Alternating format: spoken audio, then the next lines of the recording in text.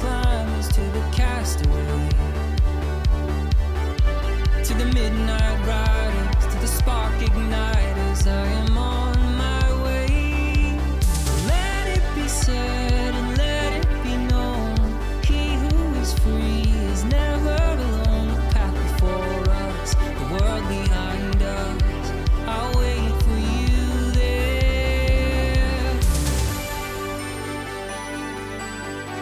I am on my way.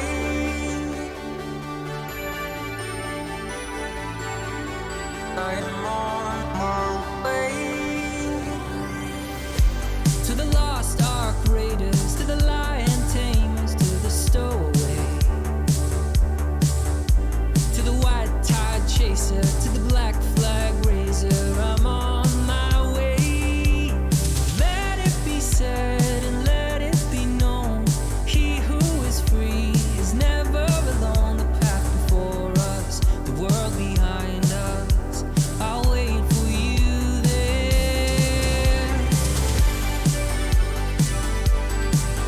I am on my way.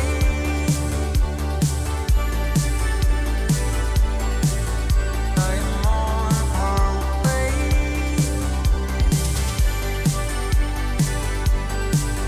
I am on my way.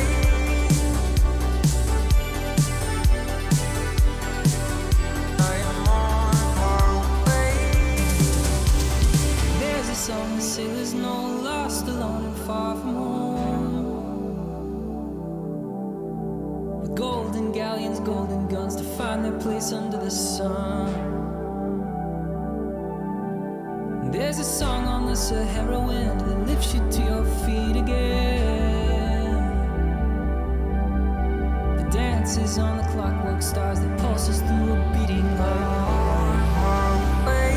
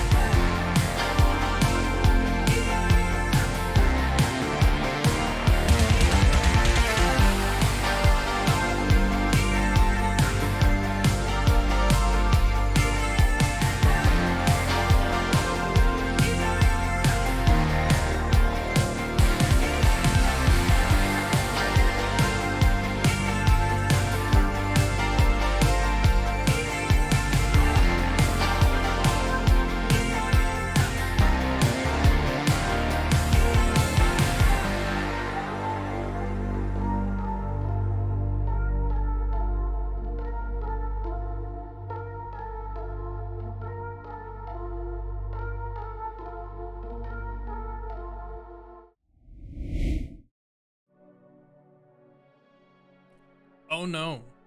Oh, I'm stuck. Oh god. Oh god. Hello? Hello? Hello? Hello? Okay. Okay. Hello? What? Yeah. Okay, there we go. I was stuck. Welcome in, y'all. Happy Wednesday. Halfway through the week. More than halfway through the week. We got 2 days left. And if y'all aren't in, if y'all aren't in America, you've got less. It's already Thursday for y'all, which is cool. But I hope y'all are doing well. Welcome to the only gacha streamer in the on the planet who will not be playing Wuthering Waves. And we can get into this. We can get into this. I've said this a couple times, but not everyone's been here. But I can go over why I'm not gonna play Wuthering Waves. Okay. But yeah, welcome in Tips, welcome in Maza, welcome in Wave. welcome. So here's the big thing for me, right? If I'm gonna play something that requires me to log in every day, I have to be able to use my phone. Okay. If I'm gonna, if it's gonna require me to log in every single day and do like dailies or whatever, and of course, something that's based on a mobile client or at least has mobile as like a primary sort of thing, like a gacha game, it's gonna have daily quests. It's gonna have a daily track. It's gonna have something. Welcome in, Notes. Welcome. So the first thing that I have to check is there a mobile client? The second thing I have to check is the mobile client playable? I'm not sure, to be honest. I don't know. I've heard mixed things about Wuthering Waves mobile client. But I have heard one big thing about Wuthering Waves and that I've seen about the game. And that leads into my third thing, which is if I'm gonna be playing a game on my phone every day, it has to be a passive game. It has to be some kind of turn-based game. If it's an active game that requires my attention for like a half an hour to an hour plus a day, it's gonna be impossible. So I recently found this out. So even something like I used to play Marvel Snap a lot, which is a card game. However, it is specifically a PvP card game. There is no PvE at all in the game. It's all PvP, right? And with that game, while it is turn-based, you have to be locked in. So multiple days a week, it's not exactly like a daily track, but they have like weekly challenges, right? So multiple days a week, you have to be locked in enough that you can build a specific deck or use multiple decks to clear quests while playing against real players multiple times a week. And when you play games against real players, they take the maximum amount of time to play that game, right? So in that case, I ended up having to spend probably like 8 hours a week playing that game just in order to clear like the daily quests and rank up and do all of that, right? So I decided to stop playing that game because it was taking up way too much of my time, which sucks because I spent a lot of time. I love the game. I spent a lot of time. I spent a lot of money in the game, right? So moving that logic on. Oh God, I thought that was going to be another 20. All right, we'll do 15 in a sec. Welcome into it. So taking that logic, right? Withering Waves, while granted, I don't know everything about the game, I do know that the core mechanic of combat in the game is very technical. You run around. A lot of people have described the combat as Dark Souls-esque, where you have to learn enemy patterns, you have to dodge, you have to do a bunch of active combat things, right? So I don't know how long it's gonna take to do dailies in that game, but just the fact that I'm gonna be doing is very much Devil May Cry with a parry system. Yeah, that's it's too much. It's too much for me. Sekiro for Souls-like. Yeah, it's like it's too much. I'm not gonna be, first of all, I'm not gonna be able to do that on my phone without like running some kind of controller on my phone or like paired with my phone. I know you can do that, but like I'm not gonna bring a controller with me everywhere, right?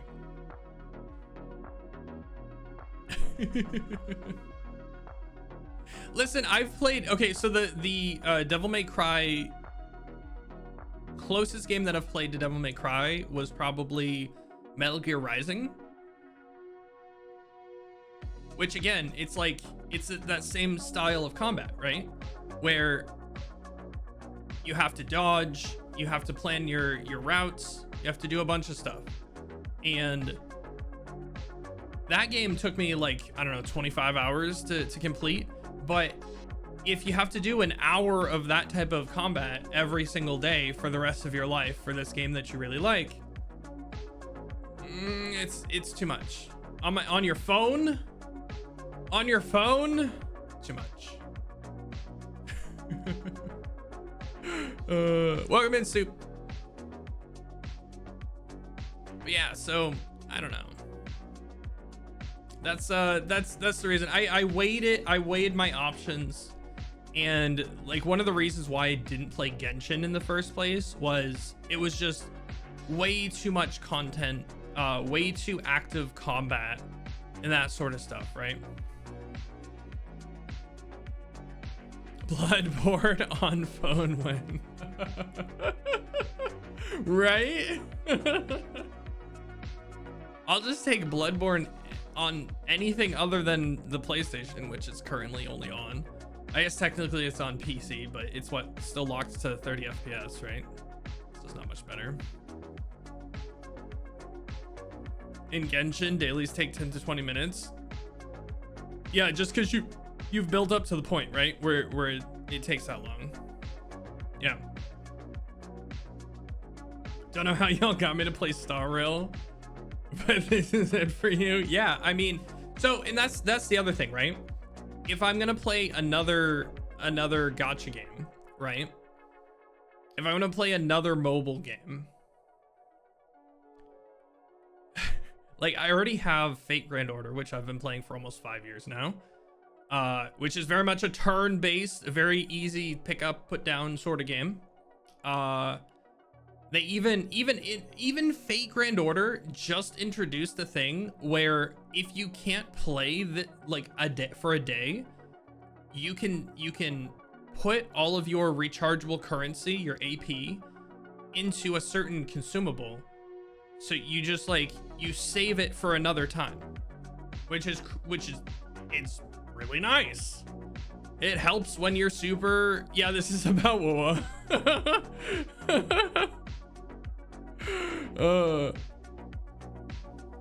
You know, so I have a couple pretty passive, pretty turn-based gacha games right now, and I'm keeping up with them for the most part. So adding another like super active game, first, I don't think I would enjoy it on mobile, and second, I don't think I have enough time for a huge game like that. So we'll see how Zenless Zone Zero works out, because I am actually planning on playing that, and that also has a very active combat system. Maybe I'll hate it.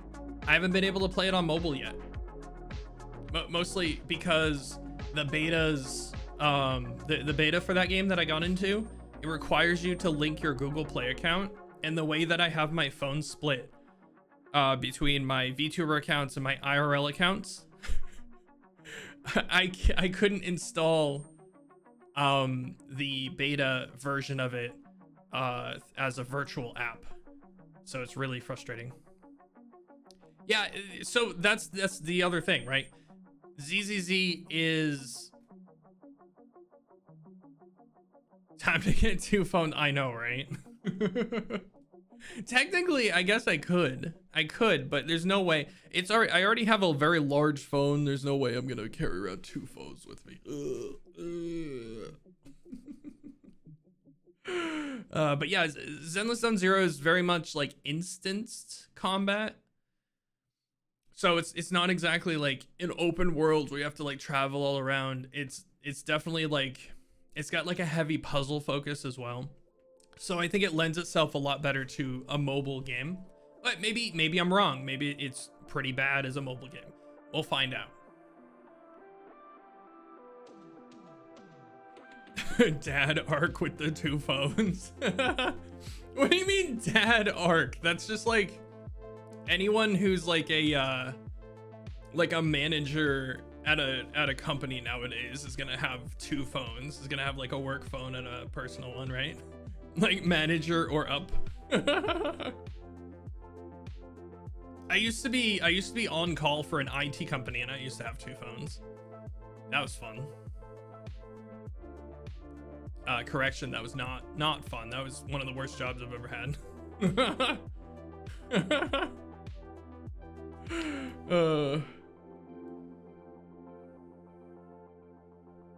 ZZZ is pretty much Honkai Impact in its player experience. Yeah, I've heard a lot of people say that.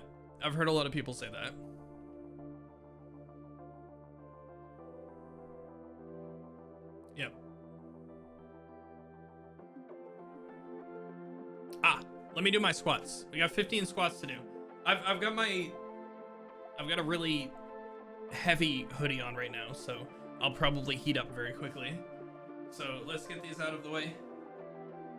It was also leg day today, so I've already done about 50 weighted squats. So here we go.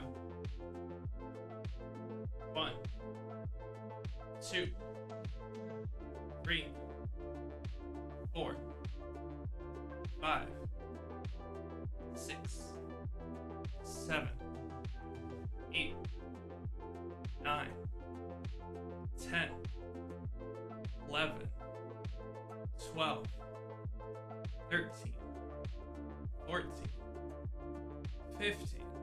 Okay, not too bad. You like having 2 phones, gaming aside? Yeah, but then you have to bring 2 phones around with you. Sounds horrible.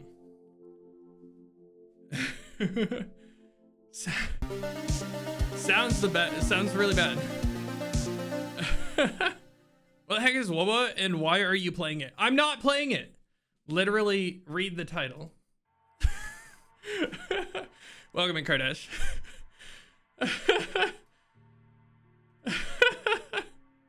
WOBA is Withering Waves. Wuthering Waves. It's a new gacha game that's coming out later today. You just got used to it? I mean, that's fair. It's coming out 7 p.m. PST. Yeah, it's like, what, 3.5 hours? Yeah, I don't... I think the issues I have with the game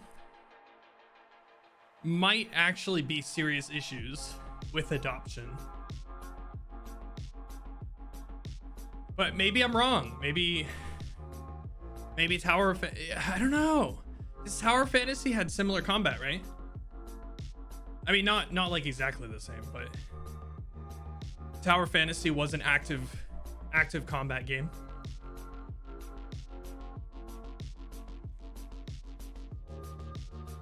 Hold up. I'm really curious. Tower of Fantasy.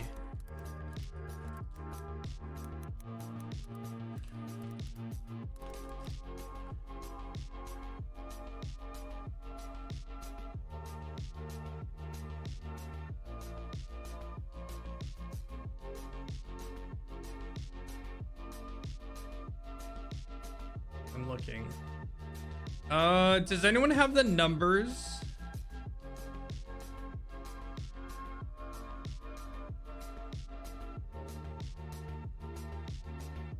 Does anyone have the numbers of pre-registrations for Tower of Fantasy?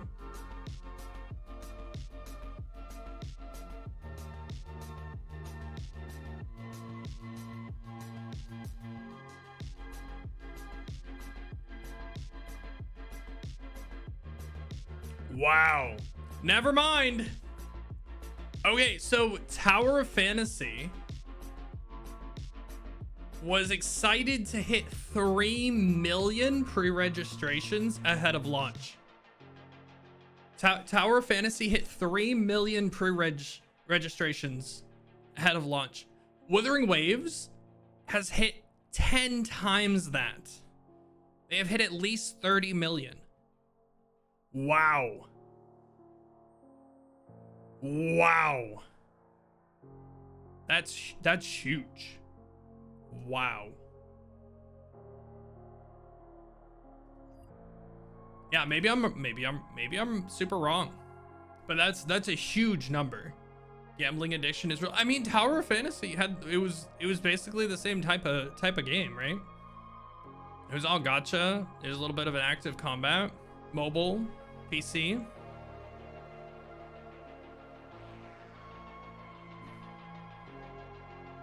But like, it seemed like every gacha like content creator and every gacha player like jumped on Tower of Fantasy for about what, 2 months and then they just stopped. And then I think like during their year anniversary, they came out with a huge content patch and a bunch of other stuff, and some people came back for a little bit, but you really don't hear about it anymore.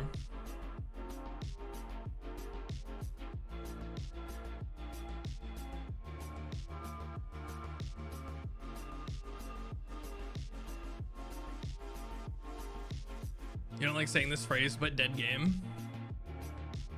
I'm not sure what. I wonder if we can get Tower of Fantasy active players.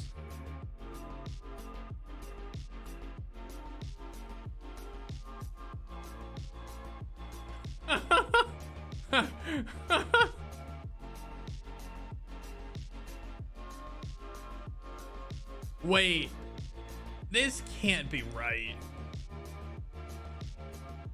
Wait, this can't be right. Tower of Fantasy on Steam, its all-time peak was 7,000 players. That can't be right.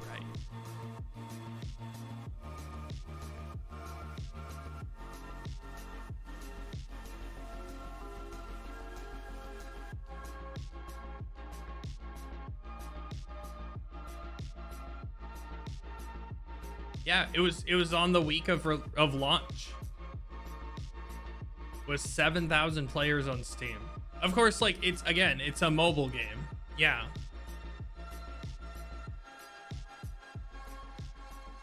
But like, it's a mobile game primarily, but still. Holy crap. Yeah, it didn't flop on launch. There was still tons of people playing it, right? I'm guessing most people played it through either its own launcher or mobile, but that's just like way less than I was thinking. Yeah, it took a month or two. After, what was it? So according to Steam,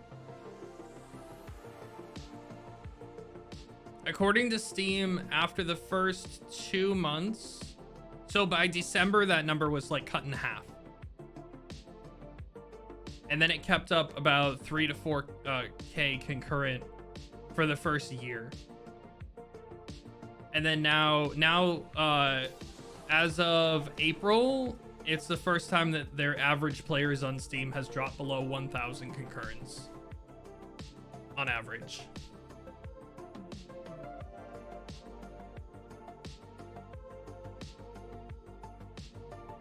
I mean, the character creation did pop off, right?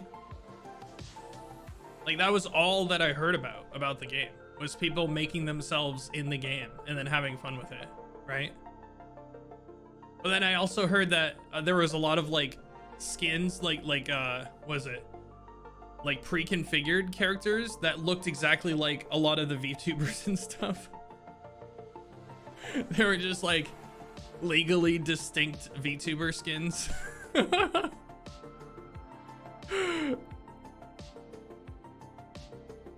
Oh, I gotcha. Gotcha style Phantasy Star Online. Oh, that's a good comparison. Yeah. Yeah.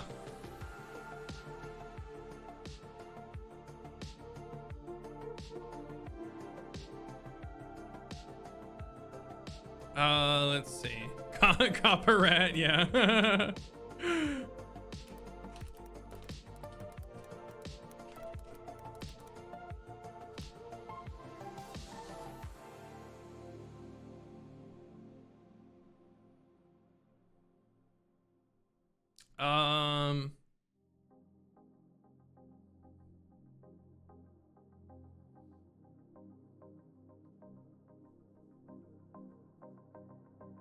I'm looking for Wuthering Waves.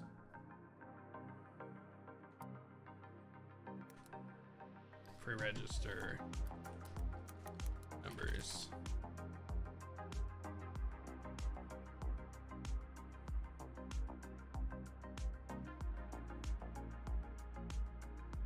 Yeah, basically the last we heard, it was about 30 million, which is kind of crazy.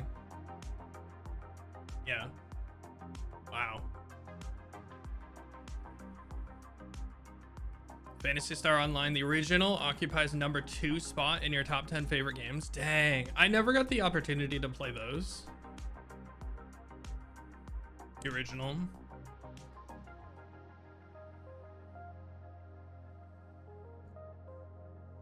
But yeah, Elden Ring is coming out. And we've got Hades 2 still. We got a lot of stuff coming out. Got a lot of stuff coming out.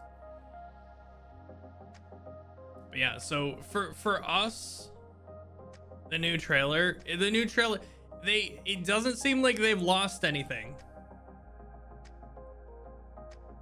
It doesn't seem like they've lost anything. Their momentum is still going strong. Which is kind of crazy. It's kind of crazy.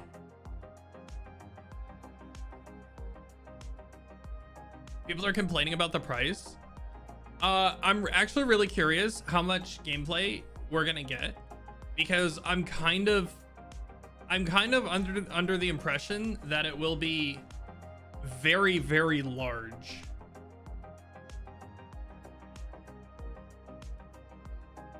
I think it's going to be basically its own game, not just a DLC.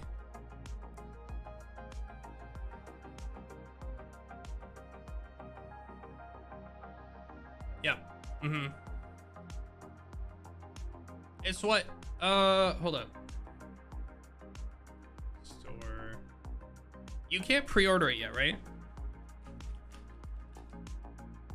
Oh, you can.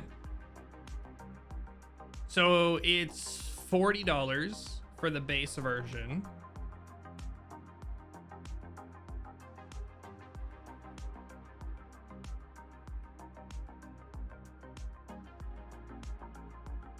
Oh, and that's it. There's no extra versions. Oh my God, you guys, there's no extra stuff. It's $40 for the DLC. Of course, it is a DLC, yes. But like, there's no $100 season pass. There's no additional downloadable content if you pay extra. Oh my god. What year is it? What year is it?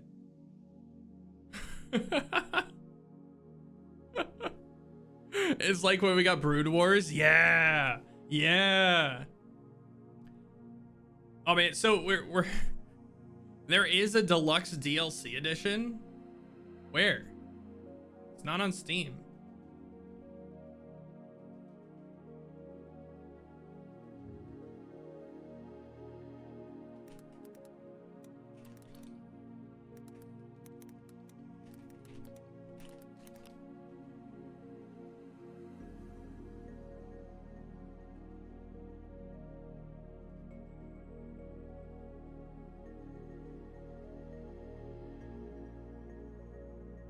I'm looking. I'm looking. Holy crap. Okay. In order. Okay, so I went to the official Elden Ring. So the official Elden Ring Shadow of the Erd Tree website is Bandai Namco. So this is the EU. Why is this the EU one? Hello? Okay, so that's the first one that pops up for me. I'm not in the EU. I don't know why that's the first Google search for this game that shows up for me. Thanks, Google. You're broken. But in order for me to pre-order the game from this, I click pre-order now from the official website, and it brings me to not the order page for the game. It brings me to the home page for Bandai Namco, which gives me Pac-Man, Champs, Sandland, the new Dragon Ball game, Tekken, scrolling. Okay, so here's Elden Ring. Okay, I click pre-order now. Also, there's a massive pop-up on both of these websites that's asking to accept all cookies. No. All right, pre-order now. Verify your age. Okay. Okay.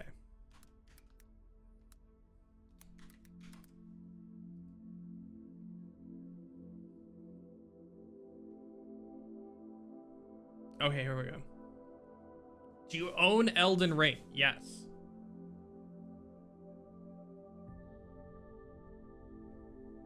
Okay, so there is a more expensive version that includes art book and soundtrack. And the only pre-order bonus that is digital is a bonus gesture, which is a pre-order bonus for all of them. So any version that you get, you're going to get the bonus gesture. So the only premium bundle extra that you get is a digital only art book and soundtrack. That's it. There's no like additional levels. There's no additional skill points. There's no pay to win equipment. And then there's also the collector's edition, which includes all of that, but also includes a 40-page hardcover physical art book and a 46-centimeter statue. Which I think that's pretty cool for if you're gonna do a collector's edition, like a pre-order or whatever, in like charge an exorbitant amount of money. Yeah, sure. Include a hardcover art book, include a statue. I'm totally cool with that. That's pretty crazy. It's fine, but not $250 fine. I guess it depends on how nice the statue is.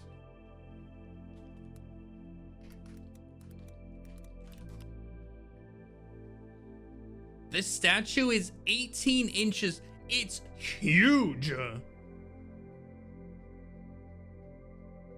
That's not just like a little statue. That's not like a little figurine. That's massive. You need like a whole shelf for that thing.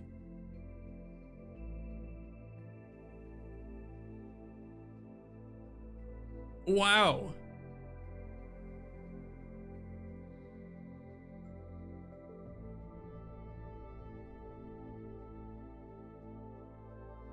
That's crazy.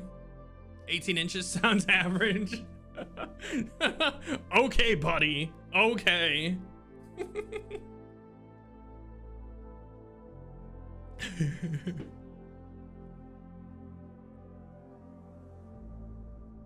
It was only 150 for the Millennium one. Oh, really?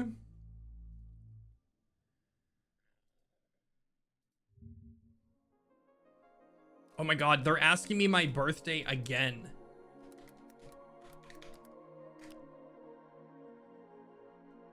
Yeah, $250 is pretty crazy.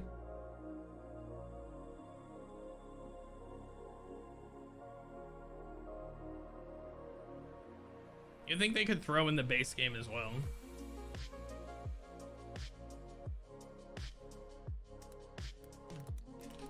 Elden Right. Elden Right. Elden Ring. Happy birthday. It's not my birthday. And it's just as big. Oh, really? That's crazy. That is pretty crazy. That does seem like pretty, that's definitely a lot of markup then. That's unfortunate.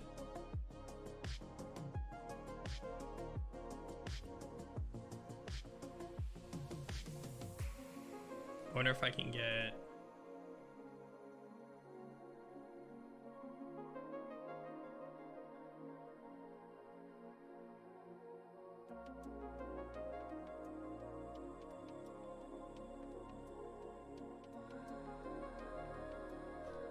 There we go. What's this look like? So this is what the statue looks like. He's got a little winged snake. Looks pretty cool.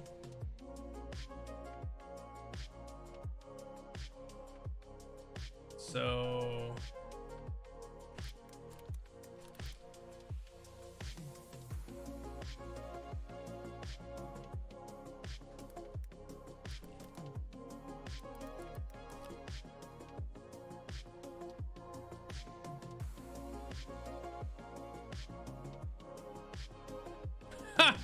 holy. Sorry, I was just searching for the Millennia statue to compare.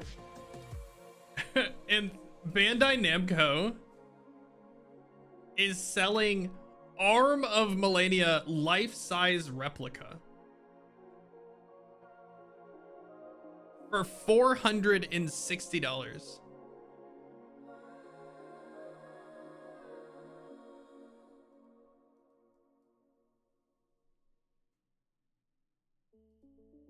And why does this all look like just concept art? Wow, this is crazy.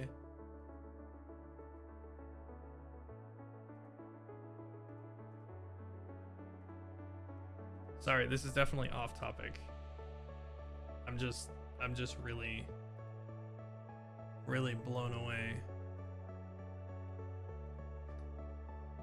Look at this. Look at this. This is what it looks like. This is what it looks like. The background is fake, but the actual arm itself and the holders are real. And it comes with, see these two things on the bottom left? These two hooks? Those are wall hooks. You screw them into your wall. It's a full-sized prosthetic arm. Yes. That's crazy. So you can either put it on a stand, which is included right here, or you can mount it to your wall. I imagine someone puts that above their fireplace. That sounds sick. That sounds sick to me. That sounds really cool, actually. So which one's the pre-order?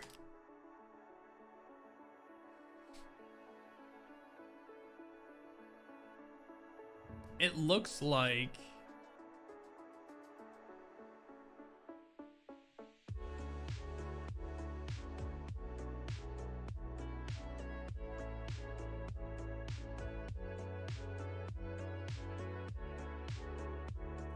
you can get,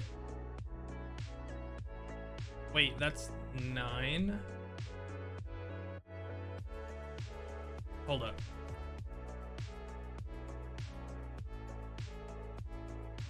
Hello? Okay, so the only figures of Melania that I'm seeing that are like about the same price they're only 9 inches. Which sounds about average to me.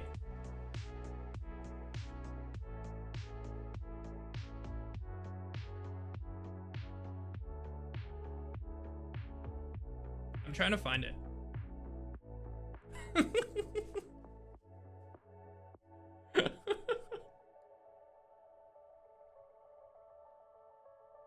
I can't tell if these are like separate figures or if this is the pre-order one.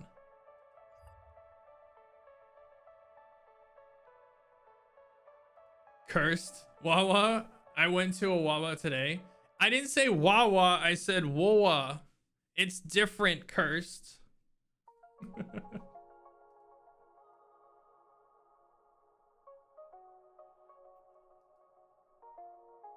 Statue only. Okay, so Melania statue only from the collector's edition of Elden Ring.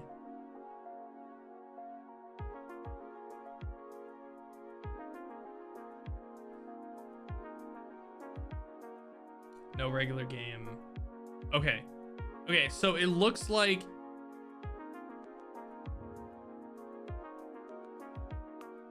yeah, this is a much better figure than the other ones.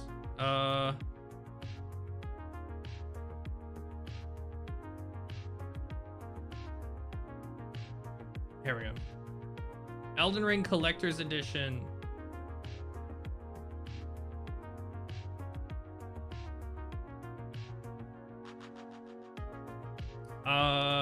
It was $190 for the Elden Ring Collector's Edition. So it wasn't exactly 150. Maybe it was 150 for some people. Maybe different, I don't know, different regions or something.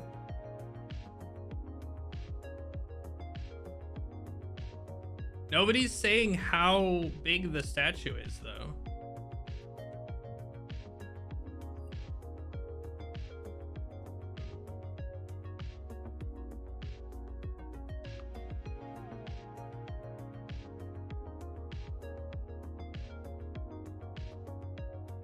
So I'll just search Elden Ring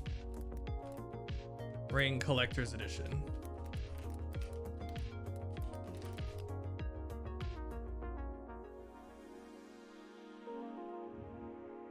All right. Ooh, the Amazon. The Amazon has one. Yeah, it's a 9-inch. Okay, guys. Official Elden Ring Collector's Edition for the PlayStation 5 bundle says the Melania statue is a 9-inch statue. Mesmer is double the size of that, which sounds pretty crazy.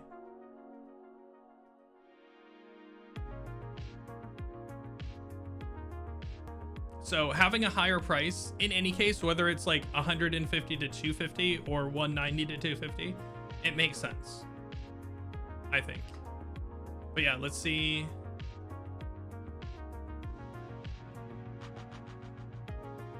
Yeah, this is what it looked like. Look how nice that is, though. Yeah, this is really cool. Elden Ring Collector's Edition. I wonder if they have like one of these for the new one. They don't have one of these for the new one yet on Amazon, unfortunately. But yeah, it looks so cool though. It looks so cool.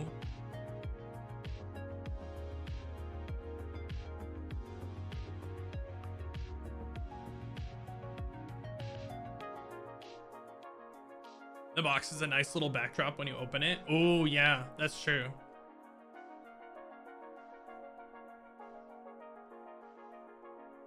So it's basically the same sort of thing where you get a stat sheet, you get an art book, you get the game.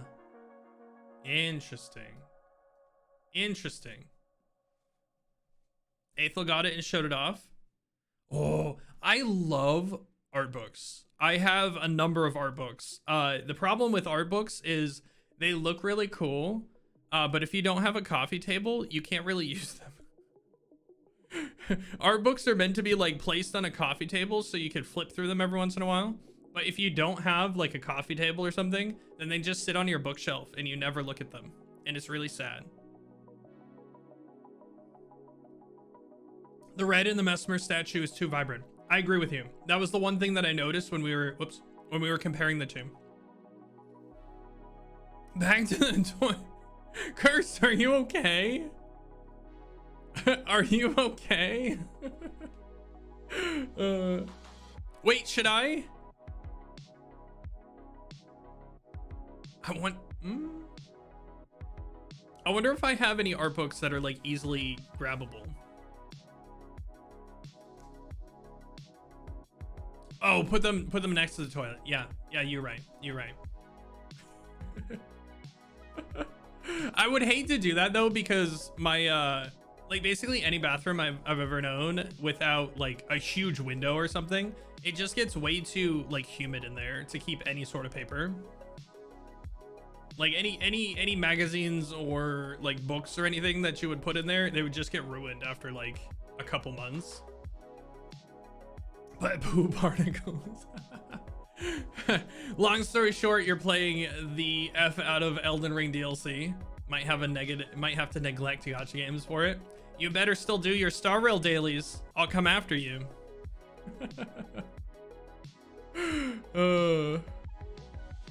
Reader's Digest lasted long enough. Yeah, but it's not the same. Hello? Did I just lose power?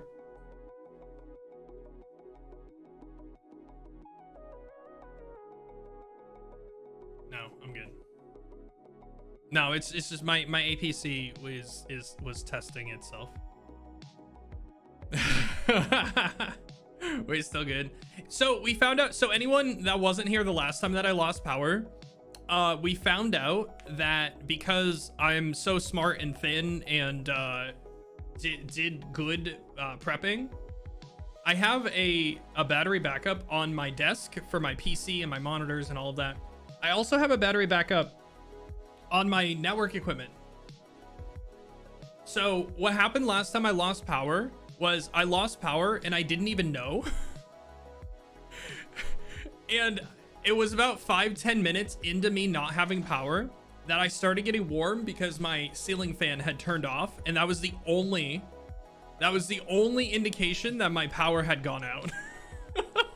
Still had internet, still was on the PC, still was streaming, didn't drop any frames. So I was like, wait, why is my fan, is my fan broken? And I was like fiddling with it, and I was like, it's still not working. So I walked out and I noticed all the lights in the house were off. I was like, oh, okay.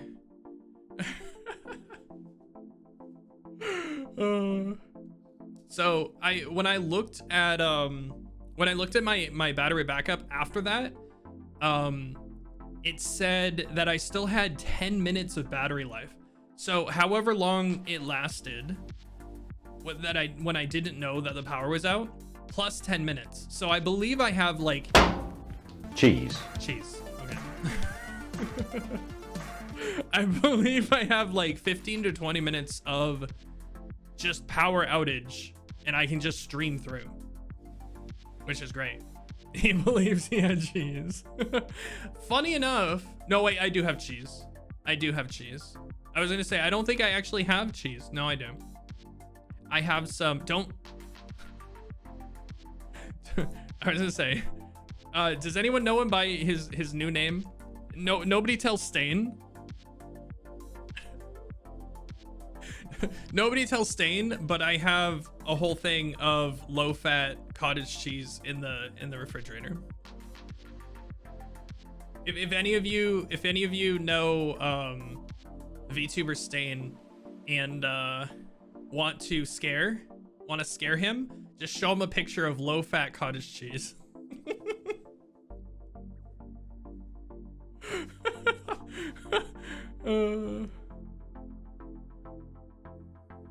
Yes, Soup. The reason that's a thing,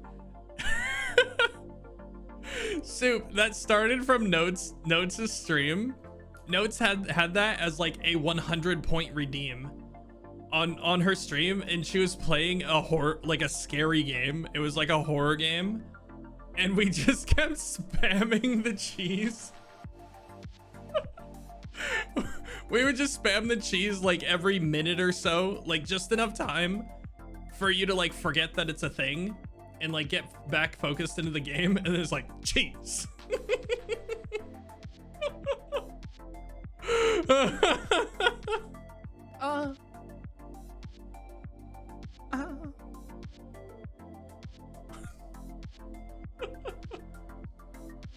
God, I love that one. You weren't paying attention and proceeded to jump out of your seat. I mean, that's what it's there for, right?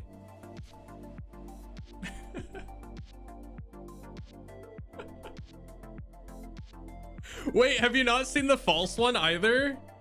We have, I think I have now 9.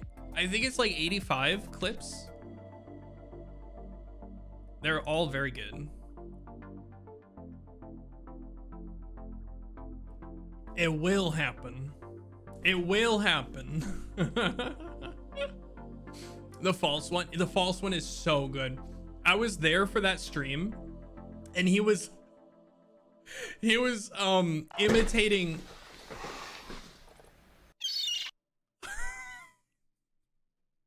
We haven't seen that one in a hot minute. Let's go. God, it's so good.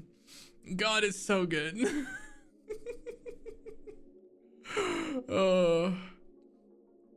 You always get the Yee one. Yeah, I mean, that's just a classic, right?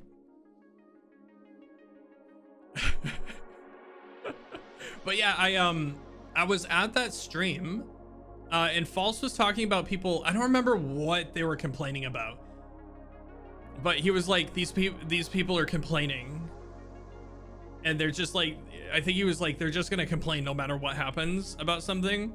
And so he was just imitating what he thought they sounded like when they complained. And as soon as he did that, like back to back, I was like, oh, I'm clipping this. Oh, it's so good.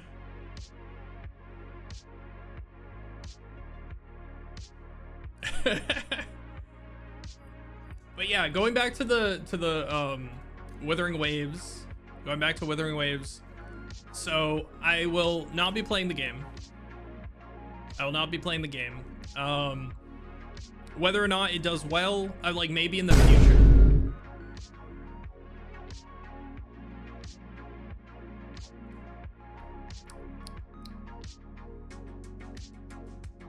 Whether or not it does well in the future, I may dip into it. You'll give it a shot. Yeah, I feel like a lot of people are gonna do that, right? Give it a shot, see how it feels. I just don't have time. I don't have time for a game of that size, so it sucks. But with all the things that I said, I think I've made a good choice. We'll see in the future how that pans out, but yeah, so I won't be playing it. We're still playing Star Rail, and we're still playing our mainstream games, which after Persona is going to be Hades 2. And we're gonna play Hades 2 as our main game until Elden Ring DLC comes out, and then Elden Ring DLC will be our main game. And then once we finish Elden Ring DLC, we may try some other FromSoft games, or we may move on to something else entirely. Persona 4 is gonna happen as well. We're not playing Orc Massage on stream. Someone ban that guy. Yeah, as far as gacha goes, we're only going to be playing Star Rail. And most likely we're going to give Zenless Sun Zero a shot when that comes out. Just because I've already played it on stream, so we'll give it a shot. We'll see how it is. But yeah, with that, it is time. We've been streaming for about an hour. We're going to run our 3 minutes of ads. I'm going to run to the restroom. And when we get back, we're going to play some Star Rail. Speaking of, see you all in a sec.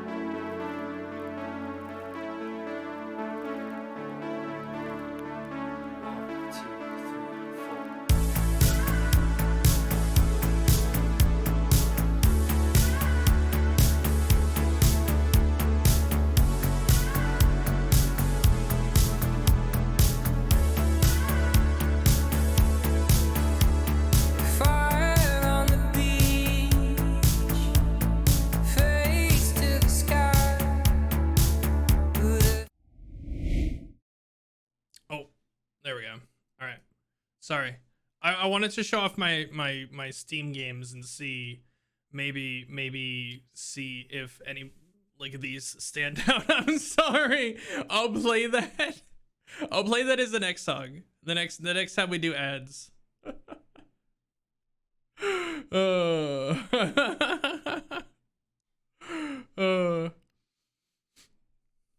We never get the full song. I know. Well, like, what do you want? Like, we can't break for a full 6 minutes. I can't even run ads for a full 6 minutes.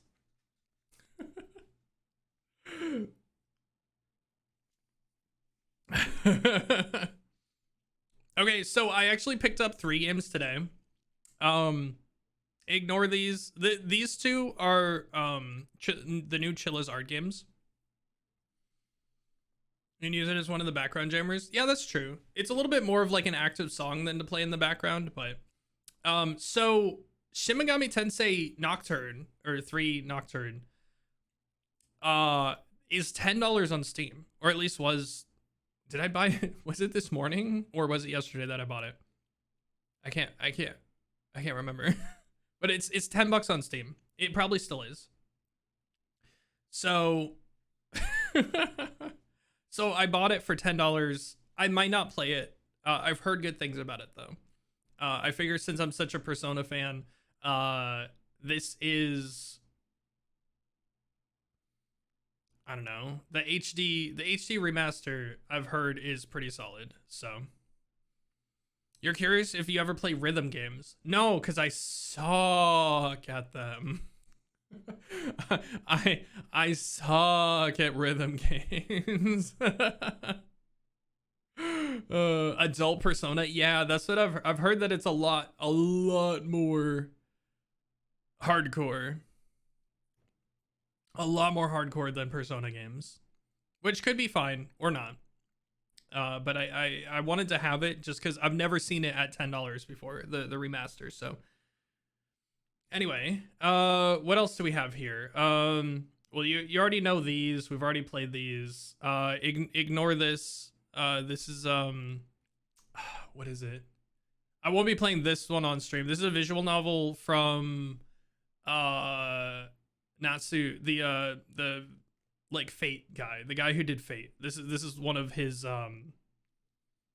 this is one of his like extended Fate universe visual novels that just came out a little while ago. It was $20, so I got it.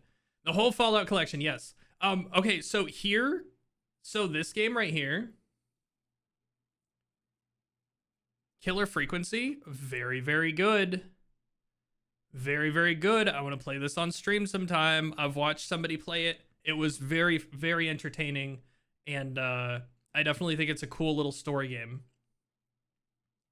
You have content warning? Yeah, I've got content warning. It was free, remember?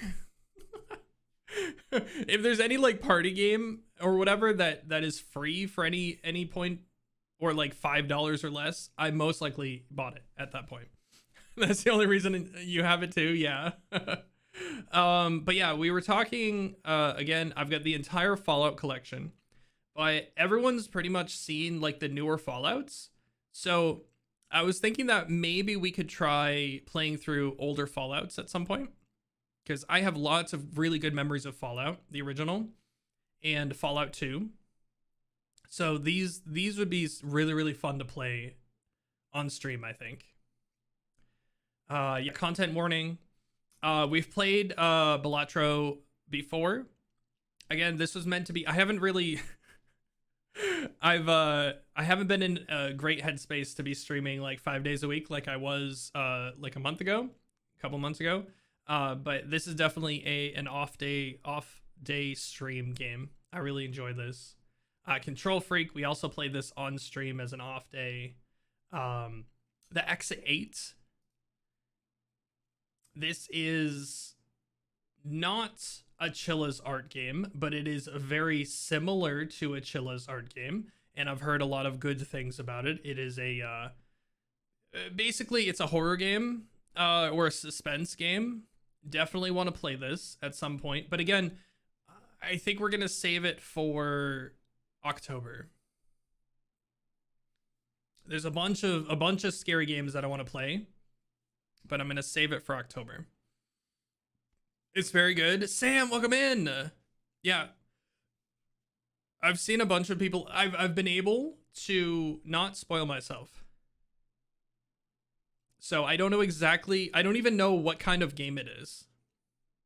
I don't even know what game. What is Nikki? What is this?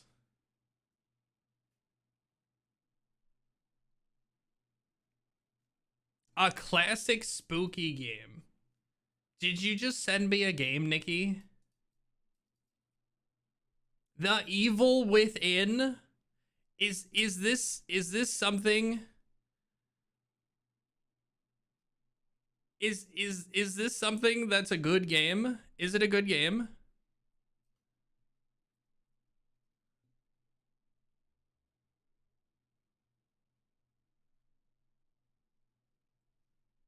It's awesome. You know me though. Is it awesome? Is it awesome for me?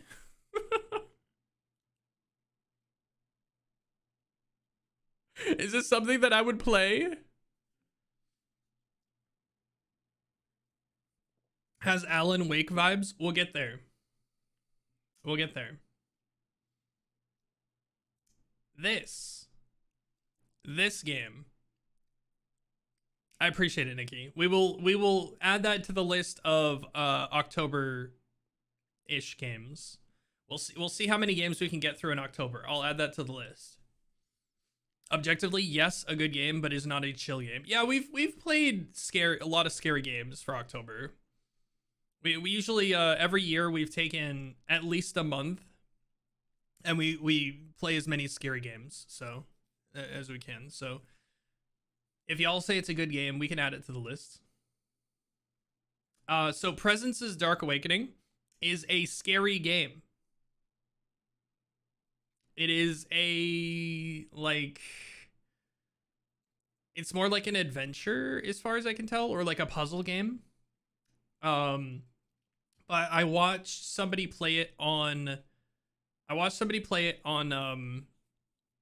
YouTube, and they got through like the first like chapter of it, and I was like, oh my god, this is so freaking cool. So I bought it. I definitely want to play it. This game is gonna be a special game. This is called I don't know how to pronounce this. Devigo. Let me see if I can do this.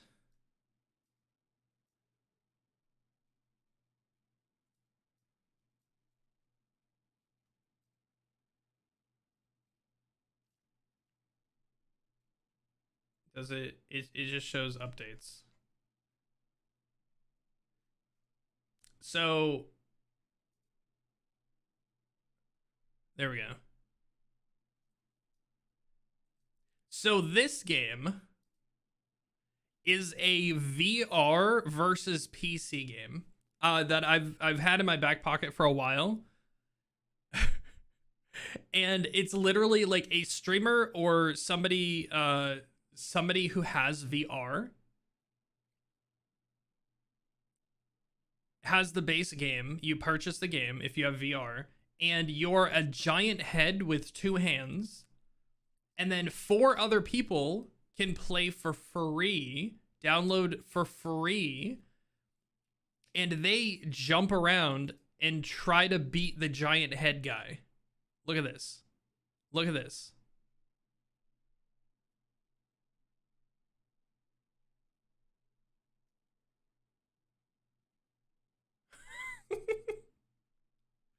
So it looks actually insane. And I would like to give this a try, probably on like our anniversary or something, as like a party game.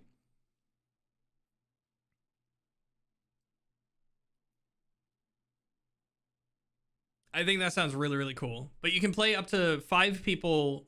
4 people are like the clients. But yeah, it looks really, really cool.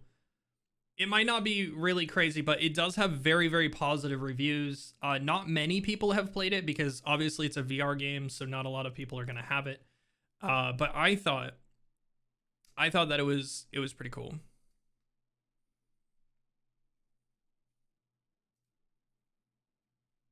Okay, so moving down here, I have Nier Automata.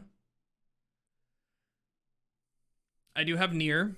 I don't know if I'm gonna play it on stream. I don't know if I'm gonna play it at all, but I think I got it for like $8 or something. I've heard so many good things about it, so we do have that. Obviously, Golf with Friends, Crab Game, Party Animals. Again, if a game is free or very cheap and it's a party game, I have it. Blade and Sorcery. Yeah, I have Blade and Sorcery. I don't know if I have it on this account, but I definitely had Blade and Sorcery at one point. Go through Stumble Guys. Again, it's another... Okay, guys. Y'all, I really want to play this game. I really want to play this game, but I don't know if it's worth making it a main game. I don't know if any of y'all have seen this. It's called Pacific Drive, and it's literally about a anomalous zone. Might be good as a one-off. Nikki, this game takes like 100 hours to complete. If you're like flying through this game, I think you might be able to finish it in like 40 to 50 hours. But it's like a big thing. It's a big game. There's a lot of stuff. There's crafting, there's skill trees, there's base building, there's car building. Like there's so much stuff. Yeah, it's a very... Yeah, Nightmare played it. Did Nightmare actually finish it, Sam? Play it once weekly? Yeah, maybe. That might be reasonable. It's a 100-hour game. I think so.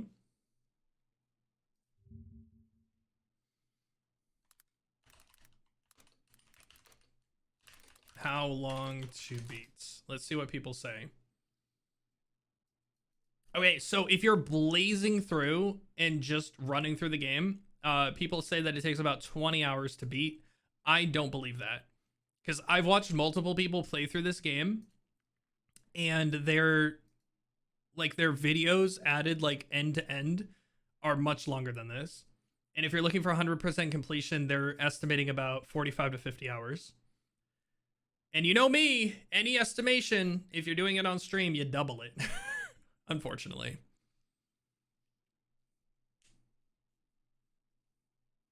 You can balance between... Yeah, but I would have to make this like a main game. Like this would replace Persona in the slot. You know what I mean? And I don't know if I want to do that.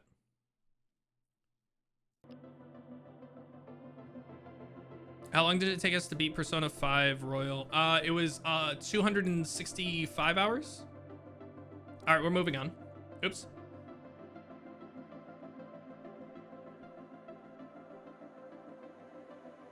All right, moving on. I have all the Yakuza games except the newest one.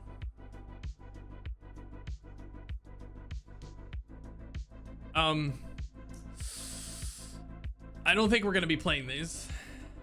That's just too much content.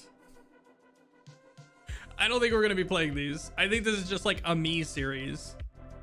I might play these by myself, but they were just so freaking cheap. I think I got the whole bundle for like $30 or something like that.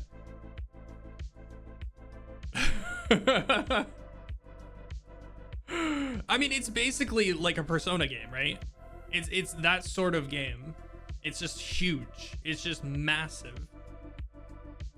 Especially with all the side quests that you don't necessarily have to do, but they're a lot smaller than the Persona games. Like they're still JRPGs in a sense, but they're a lot smaller. So like I think they average about 20 hours per game if you run through them. And they're way more mature than Persona. I mean, I'm a mature sort of guy. I don't mind playing a mature game on stream. It is an 18+ stream, so I don't mind too much. Derek, welcome in. Hope you're doing well. We're going through my my Steam games to just show y'all. I don't know when I got this. This might have been free. I'm not really a fighting game sort of person, but everyone's playing Tekken 8 now, so this is just in my library. Probably will never be installed and or played. Marvel Snap, I should probably actually uninstall this. There we go. Tekken 8 is so good. I'm just not a good fighting game type of gamer, and I don't care about them that much to put the time and effort into it to get good. You know what I mean? But I've heard that it's really good. Here, speaking of one-off games, this is called A Short Hike. This takes about 5 to 10 hours to play. And I would love to play this someday on just like maybe an off day or something like that. It's so cute. It's such a freaking cute. Look at this.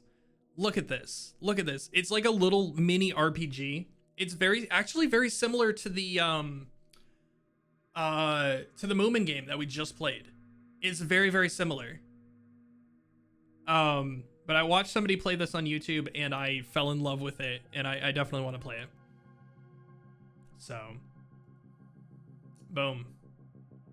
I know a couple of y'all were like, Halo the Master Chief Collection. I bought this like 2 years ago. I want to play through all of the Halo games. I'm a PC gamer. I was able to play through Halo 1 when it came out, and then Halo 2 came out and it was console exclusive, and then I stopped playing Halo games. So I would love to go through like all the Halo games in the Master Chief Collection, all the single player. I would love to go through all of them. There is a problem, and that's gonna take a long time, because I think Halo games are like, what? They're like 20 hours a piece, right? How long to beat Halo 2? 10 hours? Not bad. Halo 3? 8 hours? Not bad. Reach? 8 hours. Okay, so they're all like about 10 hours. Got through Reach in about 3 days. This is insane. This is gonna be the highest spread I think I've seen. Halo Reach, they're saying it takes about 8 hours to play through the campaign. If you're going for 100%, it takes 50 hours. 6 times. 6 times. That's an insane number. So we're not like platinum trophying any of these games. So I would just want to go through, yeah, all the collectibles and crap. I don't care. Like FPS games and stuff, I don't really care about collectibles and such, because they don't really change how you play the game. So we would just be running through the storyline. We just want the lore. Yeah. But yeah, so Halo. We've already played Power Ross Simulator on stream. I like that game a lot. You gotta read the books, dude. No, thank you. I don't care that much about Halo lore.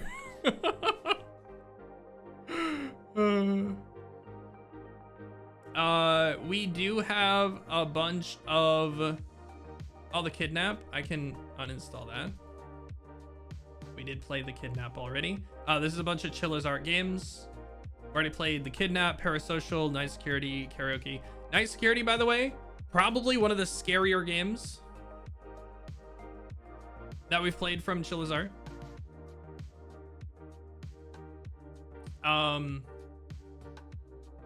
Oh, what's this? What's this?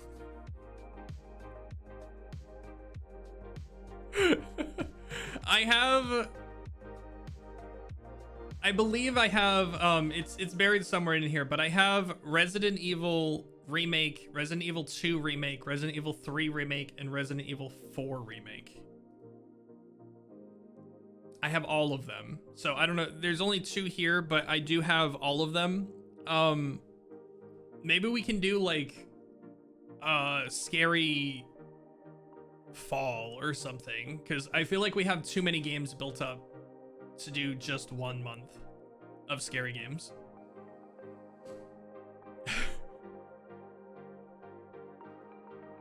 Bruh, I cannot wait to play this game, y'all.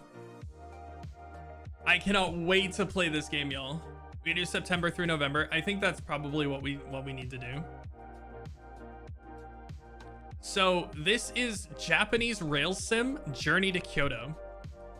I don't think it's a bullet train sim, but it is a train sim, and it is a number of Japanese trains and routes that you can do.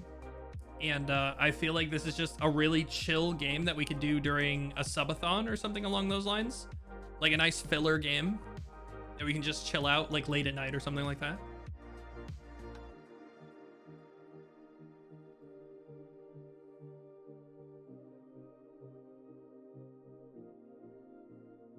I have no idea what this is.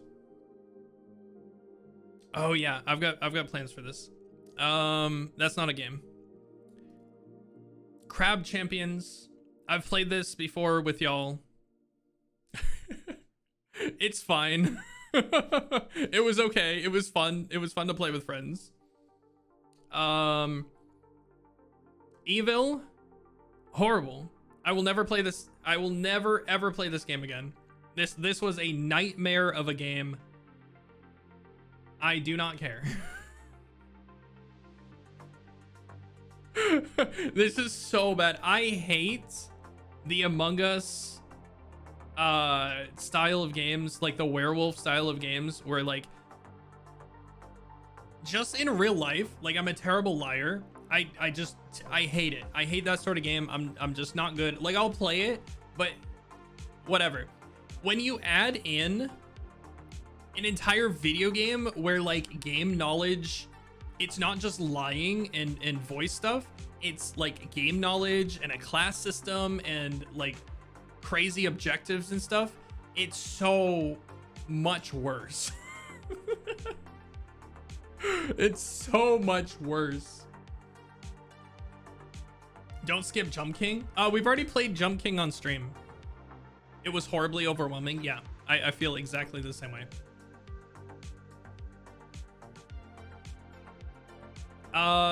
We did play Jump King. We only got about halfway up in like what, 2 hours, something like that. It wasn't fun. I stopped. Thankfully, it wasn't like a goal to finish Jump King. It was just a goal to play Jump King. So, Slay the Spire. I've always wanted to play this game. Slay the Spire. This is a like an RPG card game. I want to play this at some point. I don't know how long this would take to play.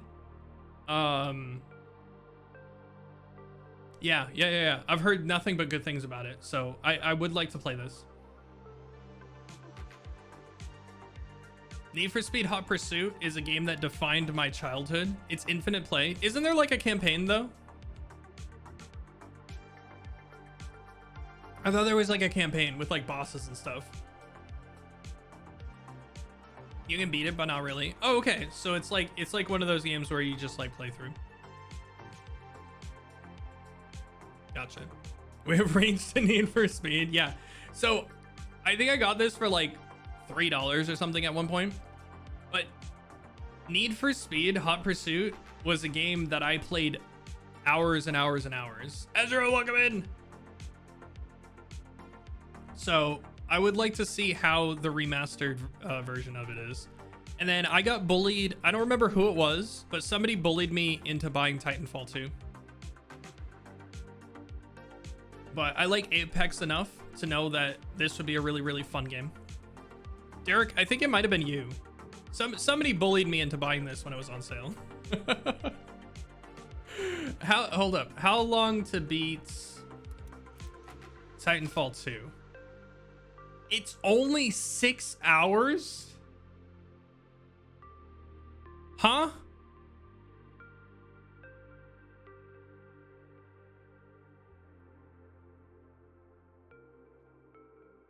It was mostly a multiplayer game, right? Is that why? Easy stream game? Holy crap. Yeah. I mean, yeah, we need to play it then. I thought it was another like 10 to 20 hour game. Yeah, if we can finish this in like 5 to 10 hours, sign me up. Absolutely.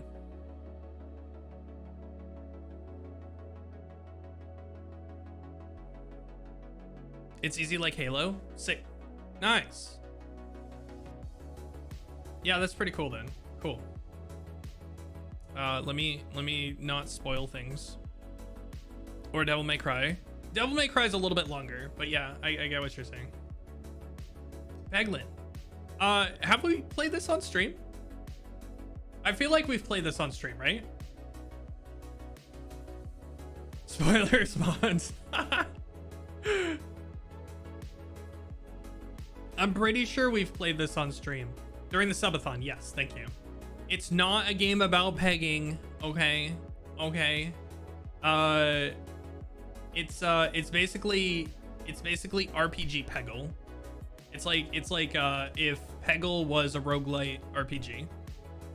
And it's very fun, and it's definitely a game that you could pick up and play for a couple hours and then put it down. So actually, I'm gonna add this to my favorites so that it shows up.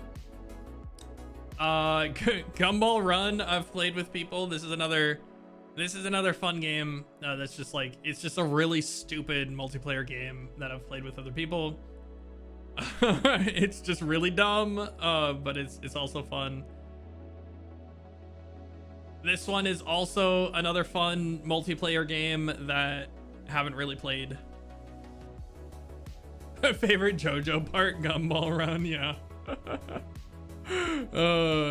Again, if there's like a game that's like multiplayer and has gotten some publicity and is fairly cheap, I probably own it. So we got a bunch of Jackbox party packs.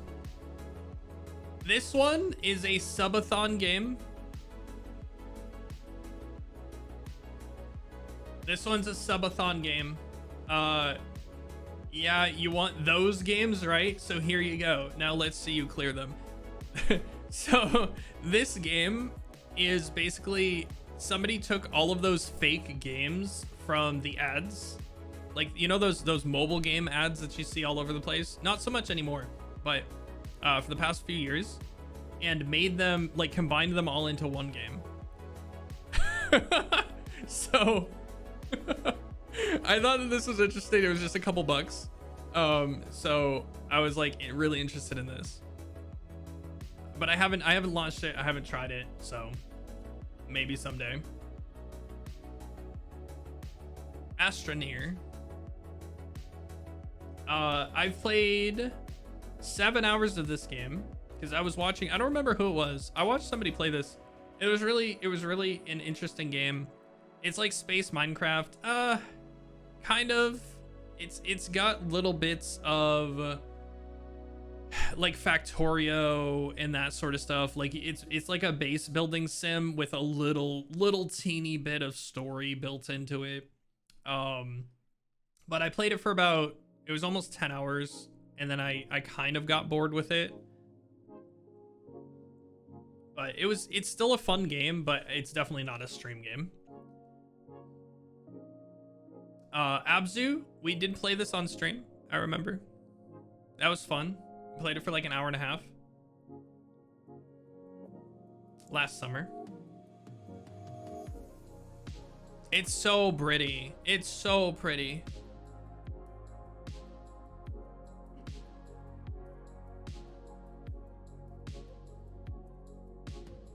To the Moon, we did play this on stream. That was, God, I love this. I love this game. I do have, and we'll probably get to them in here, I have the sequel games. So yeah, I did play this on stream. Yeah, I want to play the sequels at some point. I want to play the sequels at some point. There are 2 major sequels that are about the same size as To the Moon. So maybe someday we can play through those. It's so depressing. Yeah, it's really sad. Really sad. Okay, so I've told y'all. Yeah. You got it, Derek. I've told y'all that I'm not good with puzzle games. And I'm not good with like memory games and that sort of stuff. So, answer me why I bought a whole observation duty pack and also all of the room games as well. So, observation duty is literally a game where you flip through like cameras and you get like anywhere from like 5 to like 8 rooms, and you're supposed to point out things that are different. So like you flip through them when you first start the level, and you're supposed to remember the objects like orientation and size and color. It's like a scary Where's Waldo. Yeah, exactly. So I've seen people I really enjoy people playing these games. I love watching people playing these games. I think I would be a terrible player of these games, but I think I bought the whole pack for like $5-10 or something. So I was like, maybe someday. And then The Room is just a straight up puzzle game. It's just a straight up puzzle game. I've watched Nai play a couple of these, not Koryo, and well, that's not true. I watched Nai brute force her way through these games. And then I happened to see them on sale for like $1 each or something like that, so I picked them up. You saw Nai speed running them and thought maybe it's not so bad.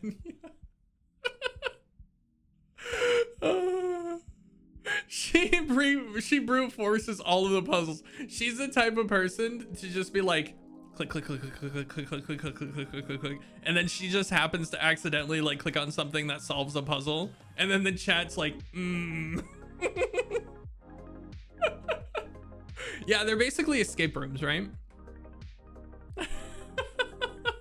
It's so funny.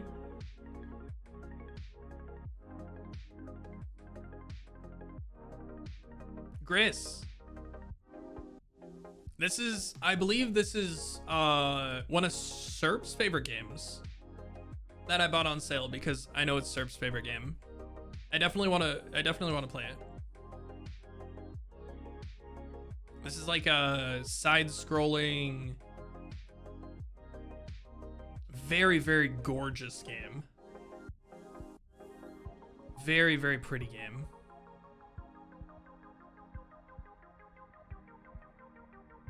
Yeah, this is your player character, and you like traverse through the levels and stuff. It's very, very unique, very, very beautiful game.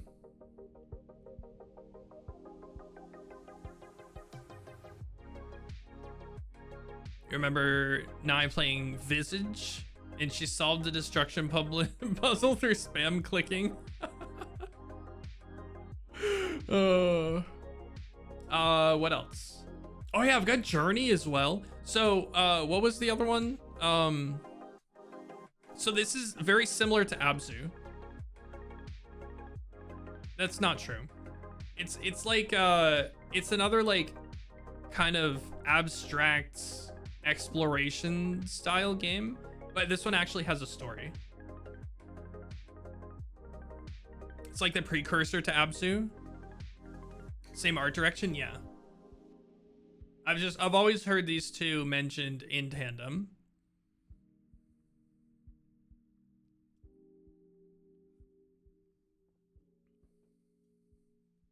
The band is pretty cool. No, that's a curse. Let curse say stuff like that.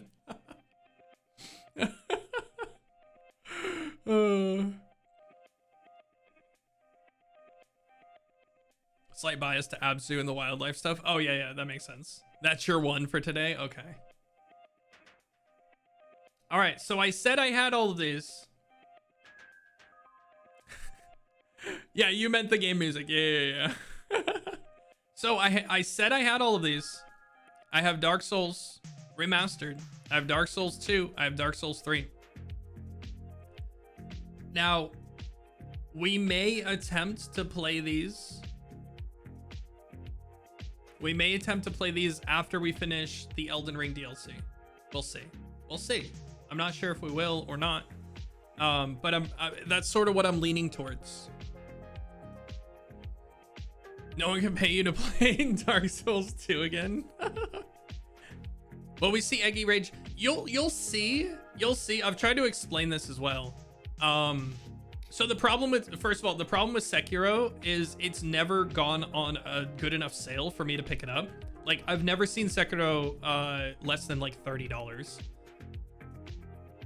So I just probably won't buy it until I find it for like 15 bucks at some point. But here's the thing that you guys will find out probably when we play Elden Ring. I do not rage at games. I get depressed at games.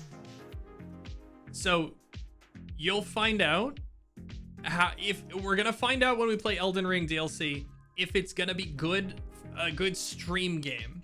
And that's gonna be our litmus test for if we should play these on stream. So like I can like I'll get worked up and get a little upset and that sort of stuff. I'm not a rage personality. I do not rage. I'll just get depressed that I've wasted X amount of time trying to do the same thing over and over.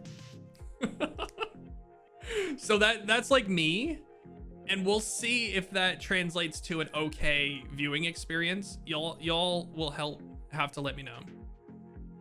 You're playing DLC on stream or all of Elden Ring? Just the DLC. I don't think we have time to play through Elden Ring before the DLC comes out. And I think plenty of people have played through Elden Ring at this point. So, and like I said, my first Elden Ring playthrough was 250 hours off stream. So on stream, you speedrun the whole game for like 90 hours. Yeah, no. On stream, it would take me so long to play Elden Ring.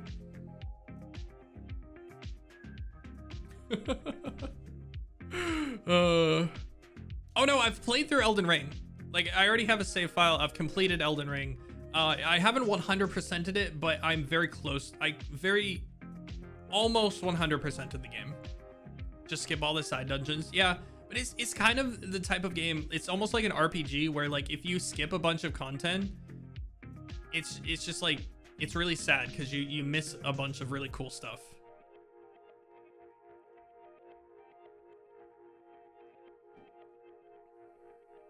But anyway, that's my thought. That's my thought. But yeah, basically, so I've heard that the DLC is pretty much its own game, which means a lot of people are going to be starting fresh with the DLC. So that's what I'm planning on doing. I'm planning on starting fresh with the DLC, with a brand new character, and we're going to see what happens. Like, worst comes to worst, I do have a character save already. But yeah, we're just gonna start fresh. How many of you know this game?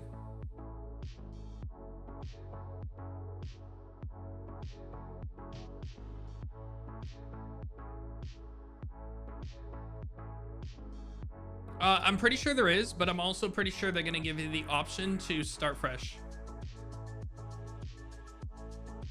with like a new character right from there. Yeah, Mazda knows.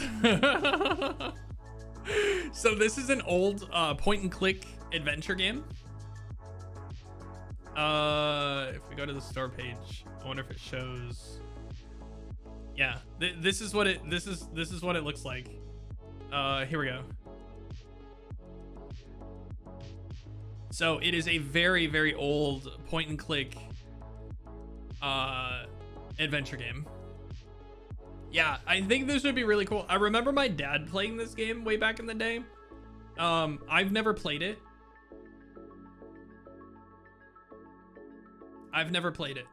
But I've heard really good things about it, and I remember my dad playing it, and it's sort of like has a special place in my heart.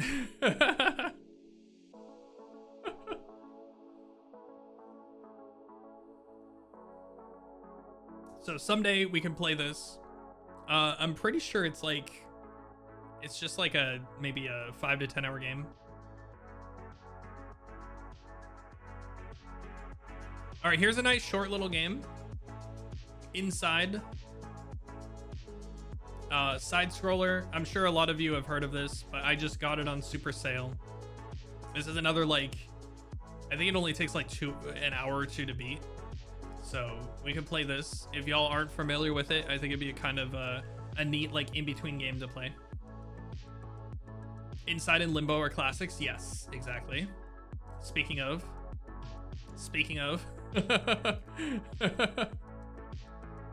I got both of them. Played Limbo, never played Inside. Again, the Room games, so this is the Room 2, the Room 3, and then the Room 4. Again, we already went over those. This is another, wait, is this Double Fine as well? It is. So this is Full Throttle. This is another, oh no, it was published now. The remake was published by Double Fine. It's a LucasArts point and click adventure game. I forgot. Yeah, that's right. It's a LucasArts game, which is basically the spiritual precursor to Double Fine. But yeah, I remember playing this as a child, watching somebody play this as a child.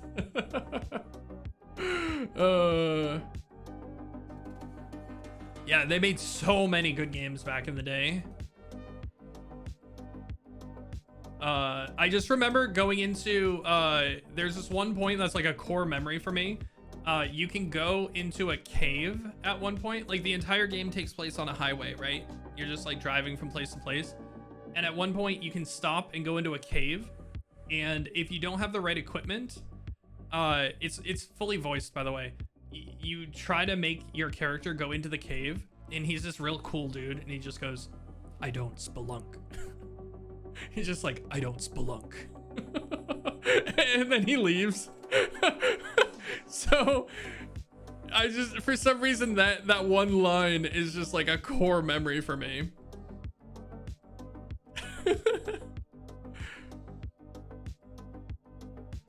Yeah.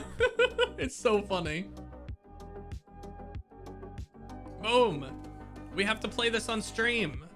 This is a 10 to 15 hour game, maybe 5 to 10 hour game.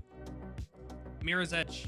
Did we play this at all? I don't think we've played this at all. I think we tried the sequel, right? I think we tried to play the sequel. Or maybe I tried to play the sequel. I don't think I've played this at all on stream. But Mirror's Edge is one of my favorite games of all time. It's just straight up one of my favorite games of all time. For anyone that doesn't know what Mirror's Edge is, it is a first-person parkour game. And this is what it looks like.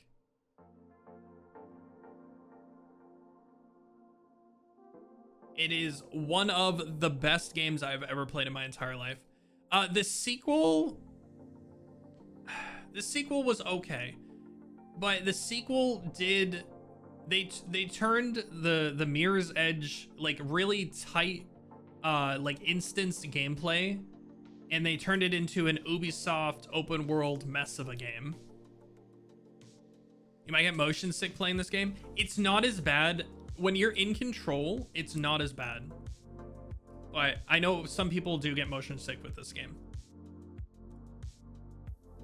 It's the movement is so smooth and natural for the most part that once you get used to the movement, it really doesn't, it feels like second nature. They did such a good job with this game. Do you want to play some Ubisoft games? That's what it sounds like you're saying. No, I do not want to play Ubisoft games. But yeah, this is a classic, I think, of our time. Came out in 2009. And I really want to play it at some point. Oh no.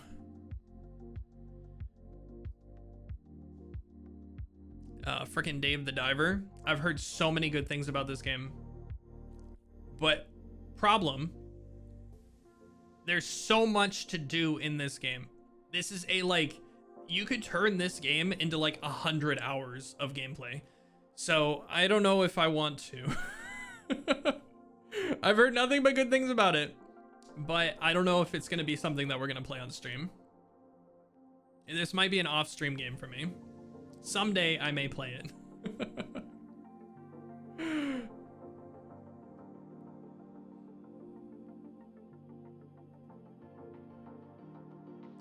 Imposter Factory. This is one of the games that is a sequel to the Moon, I believe.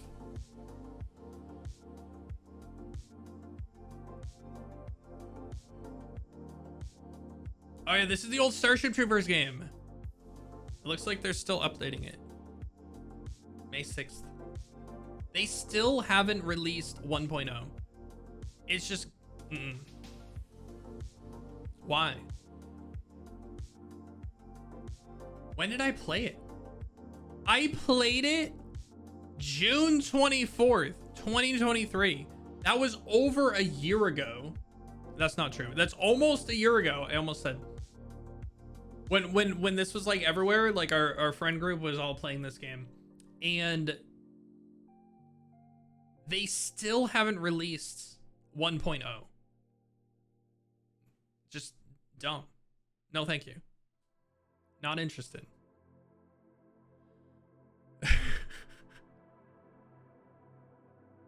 game stagnated so hard. I don't understand. How have they not gotten it to the point where they can release yet? What the freak?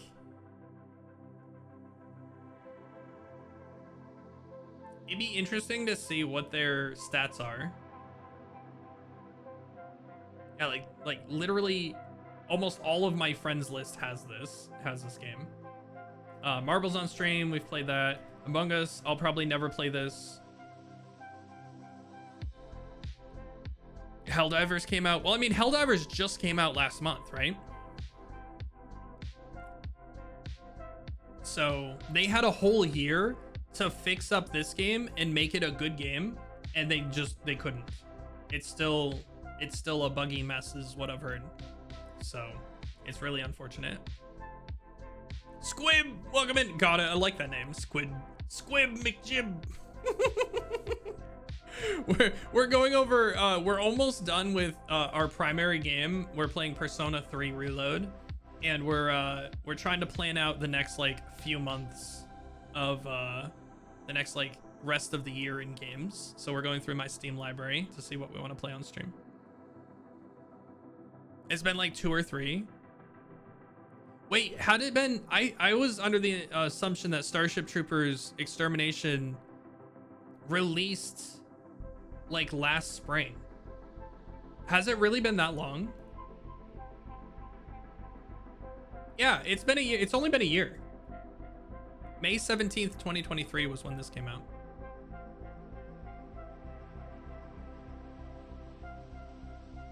So they've had a year.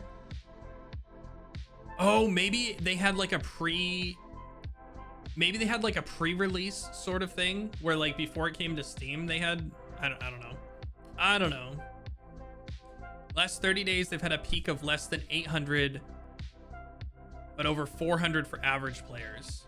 Hey, that's like a third of what Tower Fantasy has.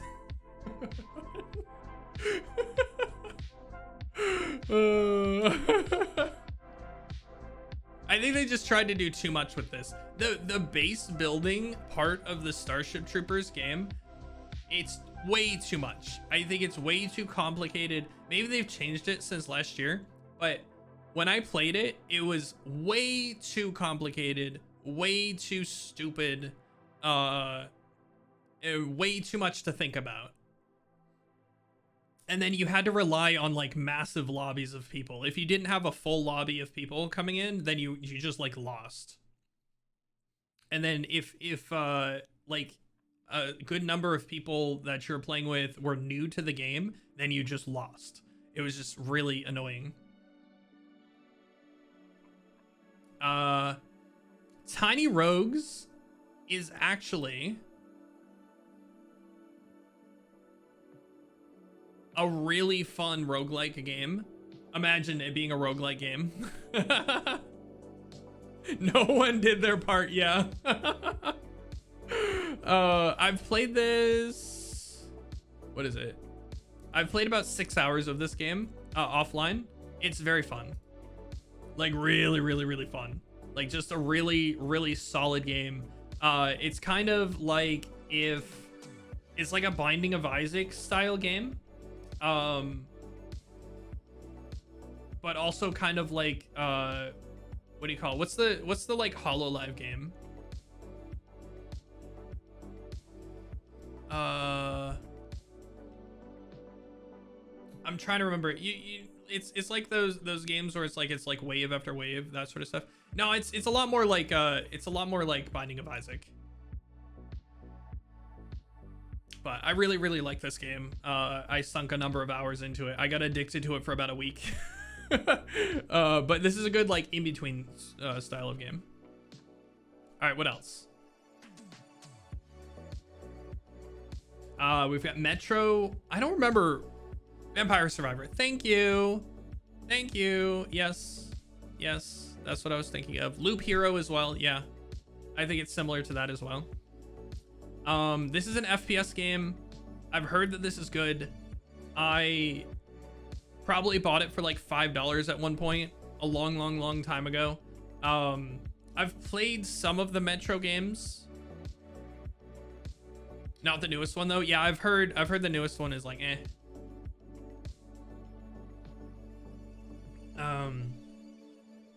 Maybe we could try this, but they're not like my favorite style of game. So Metro is great, lots of fun. Yeah, like I've heard good things, and I've played bits and pieces of like when the original one came out. I think I almost finished it, and then I've played bits and pieces of them like as time has gone on, as they've released them.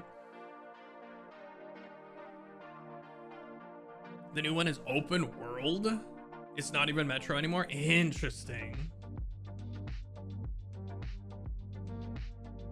Elden Ring DLC is less than a month away. Wait, is it? I thought it was June 27th. Am I wrong? The 20th of June? Oh, wow. Dang. 5/22. So either way, it's about a month away. That's crazy. I love Stalker. Actually, you won't see it here. Actually, that's a really good point. Squib, that's an insanely good point. I do own all of the Stalker games. And one of the options for a game for us to play in the future is there is a mod that combines all 3 original Stalker games into one game. And I really want to play that. So it adds some like game fixes and patches and some quality of life stuff, along with combining all 3 original Stalker games into one game. Speaking of, Nightmare, how's it going? Hi. We're going over my Steam library, and we're trying to figure out what games we're gonna play for the rest of the year. You were summoned by Stalker? Yeah, you were.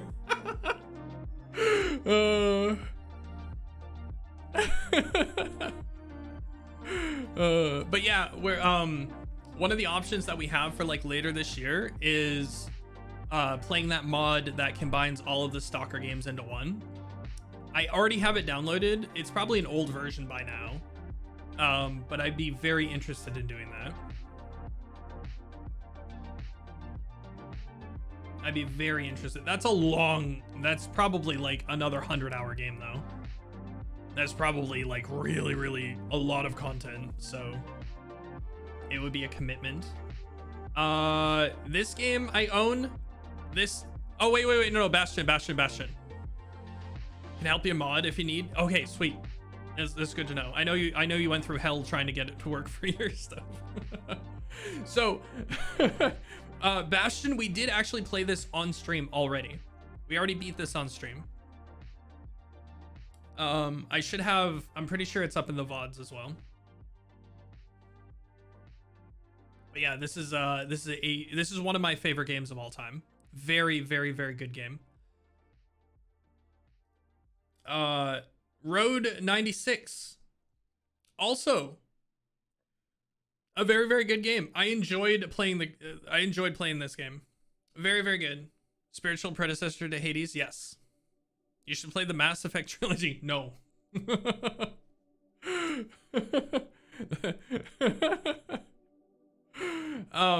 Road 96, I enjoyed playing this a lot. It's a like choose your own adventure first person shooter game. Not first person shooter, first person game. Very fun. This is the sequel to it, and it's like a prequel, I guess, and it is just not good. I made it 5 hours into this game and then we dropped it. It was just really bad. Very unfortunate. Yeah, this one's got mixed reviews, and then this one has very positive reviews. Yeah, they just changed the core gameplay just way too much. It's very unfortunate. So I think the Mass Effect games are just way too long to play through. If I'm gonna play through a game that long, I want it to be something that I'm gonna like really enjoy playing. And I played through Mass Effect 1 and most of Mass Effect 2, and they were just like okay for me. Like, they're good games, but they were just like okay for like my tastes.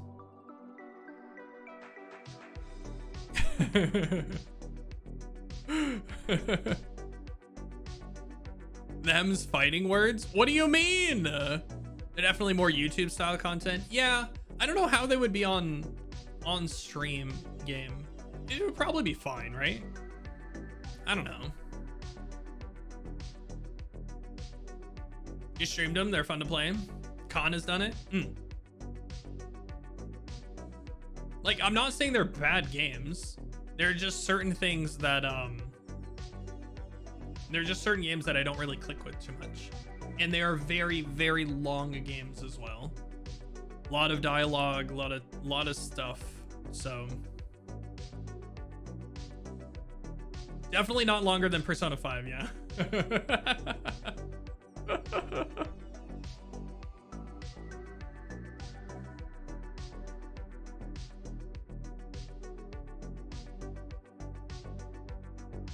You beat Mass Effect 1 in way less time than it took you to beat Persona 5. Persona 5 is one of the longest single player games like out there. That makes sense. Also, playing through a trilogy of games like that is just, that's a huge commitment. I would probably be playing those for like 6 months or more, and I just don't enjoy those games enough to do that, unfortunately. See, I really enjoy the Persona games quite a bit, so if we're playing a Persona game for a number of months, I'm okay with that because I really like those games. I can't take that. I can't do that with like a bunch of other titles.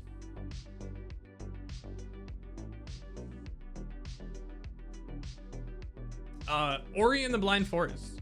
I've actually wanted to play this quite a bit. I've heard a lot of really good things about this. It's like a side scroller. I'm not very good at these, but I figured this was on like really crazy sale. So I figured maybe someday we could try this. Same thing with this. I believe I beat Super Meat Boy back in the day when this came out. I have these two. I have the sequel as well. But it's just one of those games where it's like, it's fun, but it gets really repetitive. This must have been like $1 or something for me to have this. But yeah, it's a solid game. It's a solid game for sure. You're obsessed with this game back in the day? Yeah, me too. Like I said, I'm pretty sure I beat it. I don't remember if I had it for the Switch or what. But I had it way back when. I think it's like, what, 8 years old now? It's 14 years old. Never mind. I don't remember what I had it on. Jeez, 14 years old. Jeez. It is an old game now. Yeah. Okay, moving on. Neverwinter Nights. This game, speaking of long games, this is a classic RPG. I probably spent 1,000 hours on this game and the DLCs. It's just so good. I don't know if we would play this on stream. Maybe we like try it just to like show how it is. But yeah, the what is it? I want to call it like a map maker, but the like tile set and tools that they gave you on the back end of this game led to some incredible mods, just like brand new stories and stuff. Like the community went wild with this game, even outside of the primary game and DLCs. So it's just an incredible game. I love this thing to death. It'd be interesting to go back to the beginning and see how, like, maybe going back to it, I'll be like, oh man, this is so bad. But it'd be an interesting thing to revisit for sure. It's such a good game.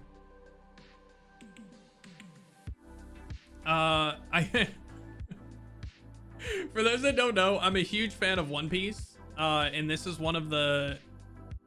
This isn't the newest game, but this is like the second newest One Piece game.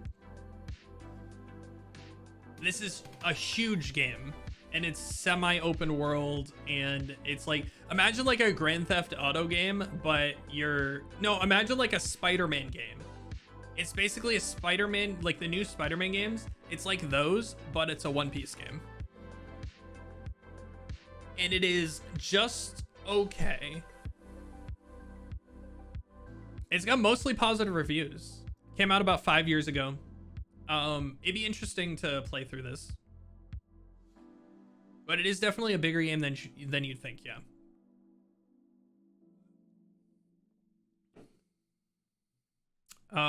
Let's see. We're guys, we're halfway through we just spent an hour and we're halfway through the list.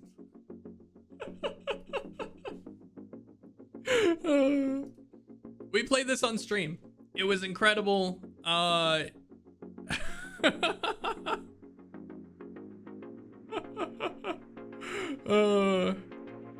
It was pretty incredible. I really enjoyed this game. This is the only thing close to, like, everyone always tells me to try to play like Devil May Cry, and I think this is the closest game that I've played to a Devil May Cry style.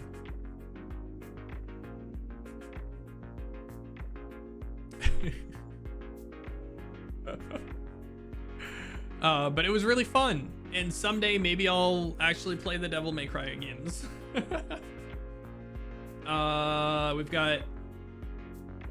We have Persona 5 Royal, who,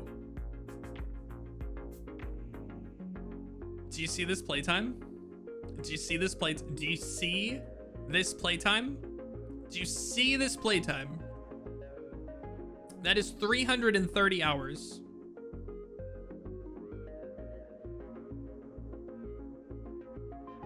Clearly, I haven't touched it. We finished this on stream last year, and it's one of my favorite games of all time. I am so happy that we played through this game. It took a long time, but I had a blast playing through it. I'm really glad. It's become like a core memory for this stream. Oh man, we had so many good moments and so many good times playing through this. So I knew that I loved Persona 5 Royal, and so when P3P came out on Steam and people like Aethel and stuff were talking about this being like one of their favorite games, I bought it and it came out when it came out. And then but little did I know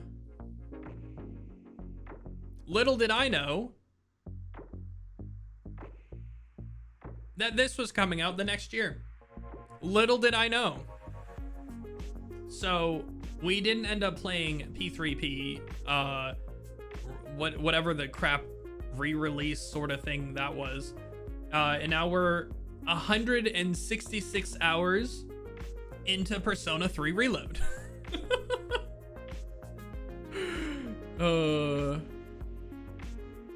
We may hit 200 hours in Persona 3. In-game, I think we're only at 85 or 90 hours at this point. But yeah, so I wish I could return this game because I will never play it. Actually, hold up. If I've never played this, can I refund it? I might be able to refund this game. I might look into that because I've actually never played it. There's a time limit. Yeah, because I bought this about a year ago. I would assume that there's there's a gameplay time limit, but I'm also assuming there's like a time limit after purchase as well. Like if you sit on a game for like a year, I don't see a reason why they would refund you the game. But I'll look into it. Again, we got all the Yakuza games. We got Kiwami, we got Yakuza 0, we got 3, 4, 5, and 6. Again, we went over this a little bit earlier, but I probably won't be playing them on stream. It'd be kind of neat to, but I think it's just way too much of a time commitment. Boom. Speaking of our next game, if we finish Persona 3 before Elden Ring DLC comes out, Hades, not Hades 1, Hades 2 will be our new game in the meantime. So I'm excited for that. I played the crap out of Hades. I did not like 100% it or anything, but I think on my old Steam account, I probably had like 100 hours into this game.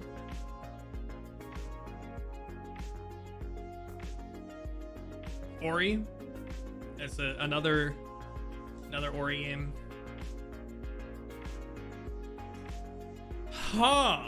Actually, I have not been spoiled on this game yet. I have heard so many good things about Outer Wilds. I kind of want to make it a priority to play this game. I've heard so many good things, even partially spoiled. I've watched a bunch of people play this game, but I've never watched the end of it. And I apparently have missed like major plot points and that sort of stuff. So I'd be very interested in playing this. watch Aethel and Fruit play bits and pieces. Yeah, I think that's been my experience as well. So I definitely want to play this at some point. Okay, so again, we just spent an hour going over about half of my Steam library. Why don't we go through the rest of it? The problem is it's time for our hourly ad break.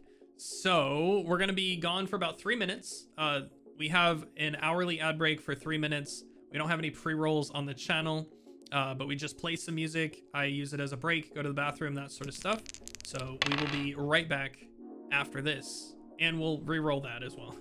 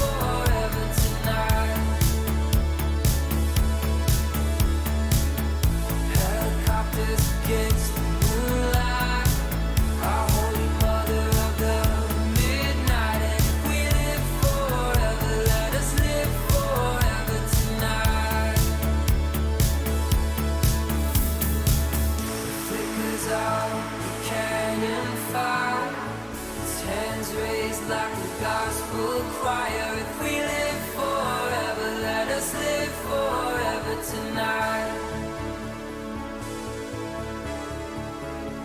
Helicopters against the moonlight, our holy mother of the midnight. And if we live forever, let us live forever tonight.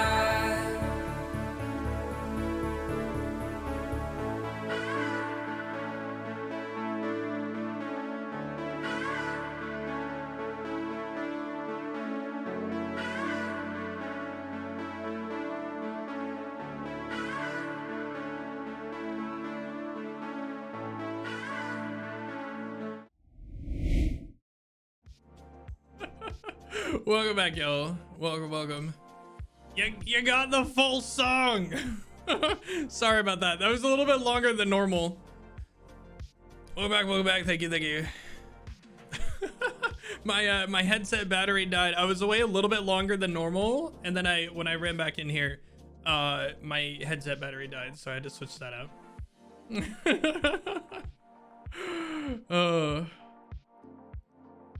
All right, so we're still going over the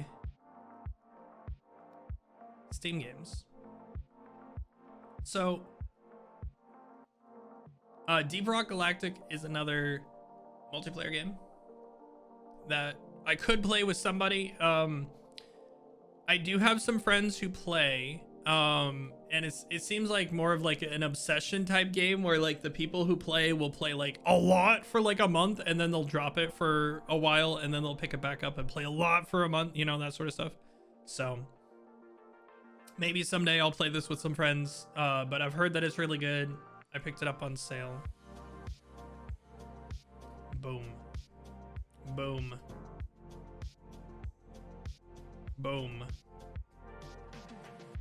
So Half-Life Alyx though, I do have VR, and I was waiting for my 3D model to be done. So I needed a couple things to be completed in order to play VR games on stream. And last fall, my VR model was completed. I debuted it on the anniversary, the stream anniversary. But the problem was,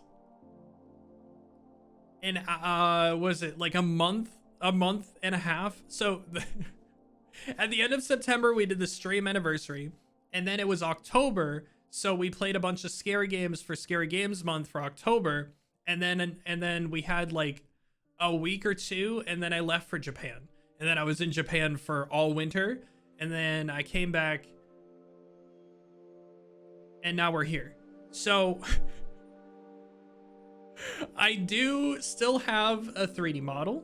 I do still have VR fully set up. So at some point, we will be doing more 3D/VR content.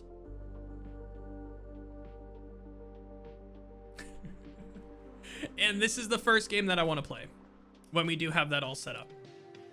So I don't know how exactly it's going to look or how exactly it's going to play, but it should be really interesting. This game is one of my favorite games of all time.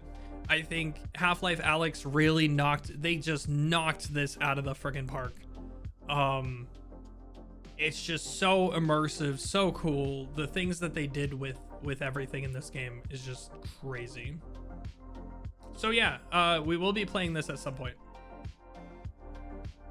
Pyre is another game by Supergiant Games. They're the ones that did Bastion. I would like to play these games at some point. I have only really played Bastion and a little bit of Transistor. Yeah, Pyre, I think this was their next game after Bastion, right? The least known of them I can't remember. Maybe Transistor came out next. Pyre was 2. Okay, yeah. So I believe I have all of them. It'd be fun to play through them at some point. They're all really good games, so it'd be interesting. You know very little about it. Yes, same here. I just know that it's like pretty solid. I think it's got, yeah, it's got very positive reviews.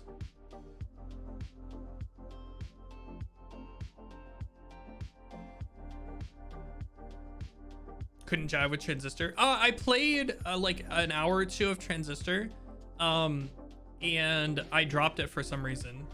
It wasn't that I hated it or anything. I just think at the time I was just like, this isn't what I need right now.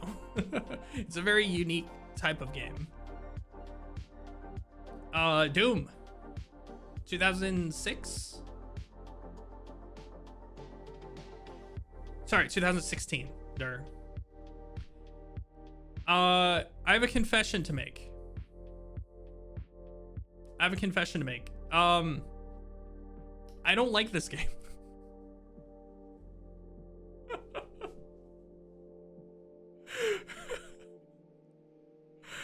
I don't know why.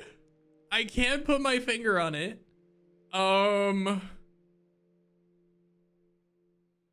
But I played about, I think maybe 2 hours of Doom, a couple years ago. It was a number of years ago. I didn't buy it when it first came out. I don't like the gameplay loop. I don't know what it is.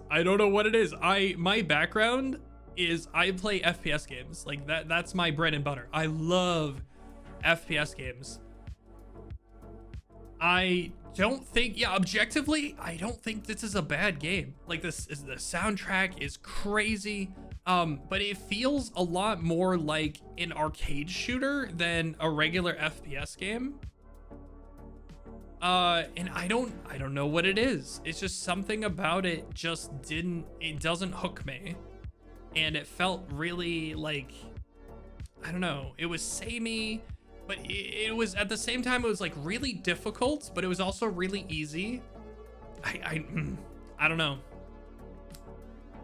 It was like, it was really, really easy until it was very difficult. And then it was like really, really easy. And then it was very difficult. And, it's so weird. I don't know.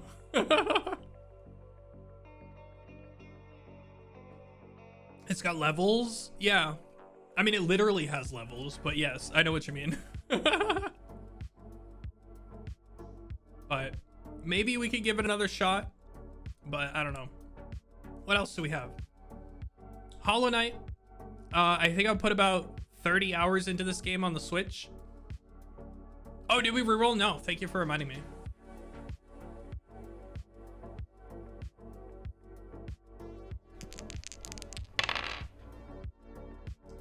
14? Nice. Not too bad. Yeah, Hollow Knight, the game that will never have a sequel.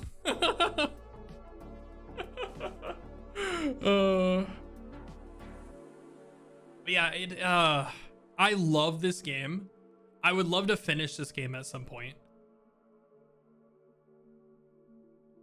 You do not want to play this on stream? Wait, really? Wait, why not? Is it a bug thing? You want to enjoy it for yourself? Oh, okay, yeah, that makes sense. Well, like I said, I didn't almost finish it. I played through maybe like half of this game by myself when it first came out. I really like it. I'm not really a like Twitch, not Twitch, but you know, like the really high reaction speed platforming guy. I'm not really that good at that.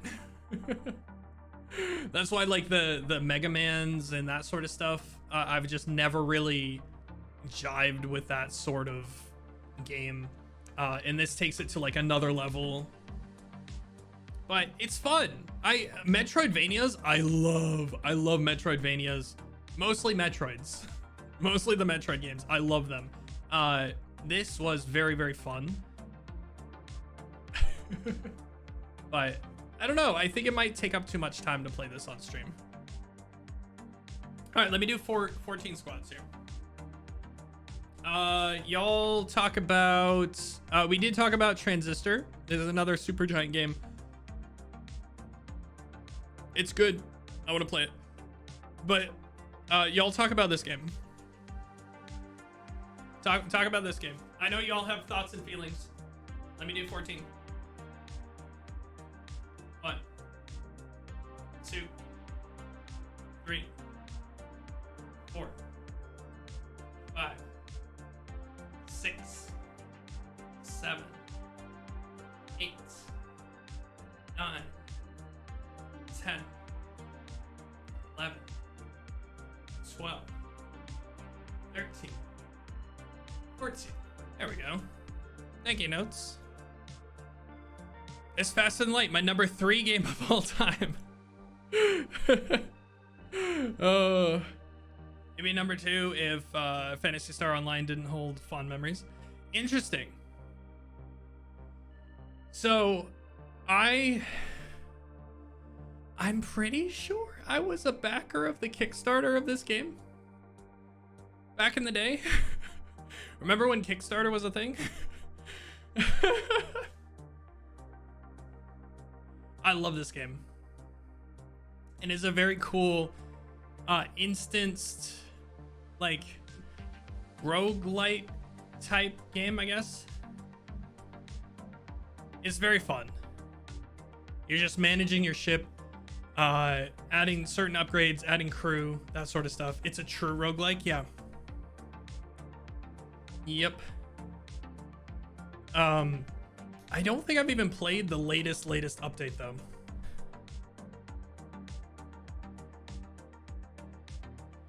So my problem with this game is that there wasn't an infinity mode when I played it. There might be one now, but basically I would get like a god run and have an insane, I would have like an insane ship, like my favorite upgrades, my favorite weapons, you know, that sort of stuff, a good crew. And I would just be like blasting through everything. And then I get to the final boss. And then I beat the final boss. And then it's just game over. And it's like, man, I don't feel like starting over again, you know? So I've definitely put a number of hours into this game. But if there was an infinity mode, I would really like this game. Like a lot more. But there is not, as far as I know. Yeah, there's probably a mod, huh? That makes sense. Oh yeah. There's a great mod called Commander Mod. Wait, what does Commander Mod do? It makes it harder. No, thank you. No, thank you. Game is hard enough.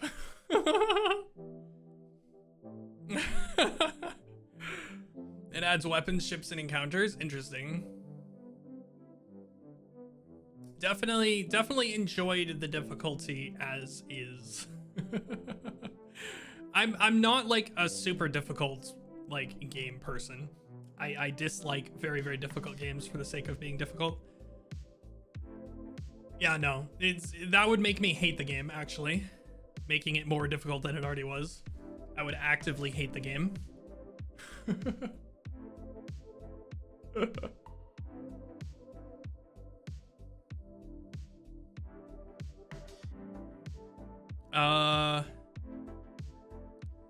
It's not the fairest of roguelikes as is. Yeah, exactly. Like it's difficult enough in the base game. Like I don't need to add extra difficulty on top of that. How about these? Your Steam library is crazy long. Yeah, anytime there's like a sale of a game that I know I really like or whatever, I'm grabbing it. Hey, tips. You want to know something really dumb? This is my second Steam account. I have a whole other Steam account that is not VTuber related, that is even longer than this.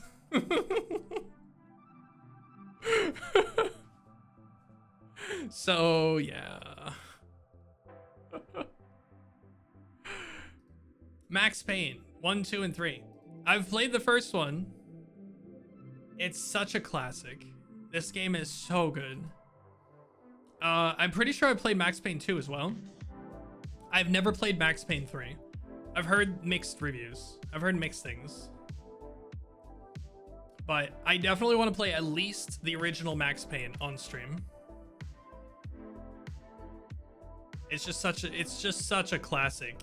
It's the whole like bullet time thing is so good. And then we're getting into all of the Half-Life games. It's like I bought the orange box at one point on this account. Probably won't be playing any of these. Like they're classics like Half-Life, the original like Left 4 Dead, Opposing Force. Like these are expansion packs to the original Half-Life.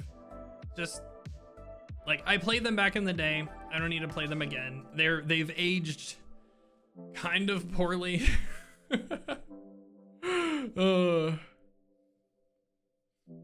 There's a Die Hard game that has similar bullet time mechanics. Interesting, really? Is it a good game or is it just like a cash grab type thing? Because that's pretty interesting. Yeah, they're pretty old games, yeah. Oh my god, I have so many games. Okay. These two right here. AI the Somnium Files. I got recommended because I liked Persona so much. But these are like, these are more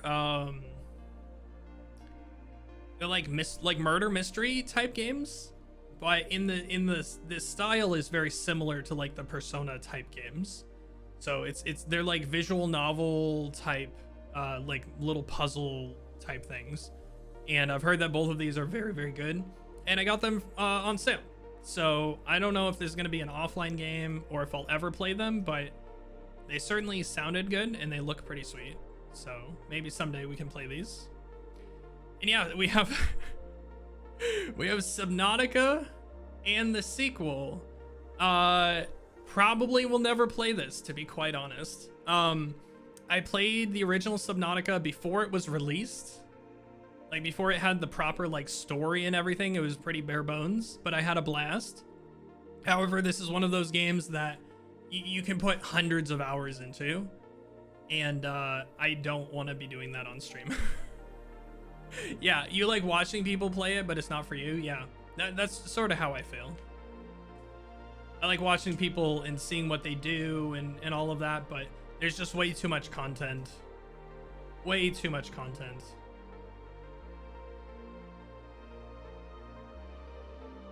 Ooh. Ooh. Speaking of Persona, Catherine is actually a game that was developed as a predecessor to Persona. It's made by the same team that did Persona 5, and it's based off the same, or it was supposed to be based off this engine. Like this is the game that they made while developing the engine for Persona 5. And it is like kind of visual novel RPG-esque, but it's mostly a puzzle game. Mostly a puzzle game. And some of them are timed, which is not really my favorite thing, but I definitely want to play through it. I feel like it, yeah, it's a very challenging puzzle game. Yeah. Maybe I'll hate it. Maybe I'll like it. I don't know, but I want to give it a chance at some point. Yeah, it's very, very difficult. I've also heard that. Goose Goose Duck. This is an Among Us type game. Probably will never play it. Gang Beasts.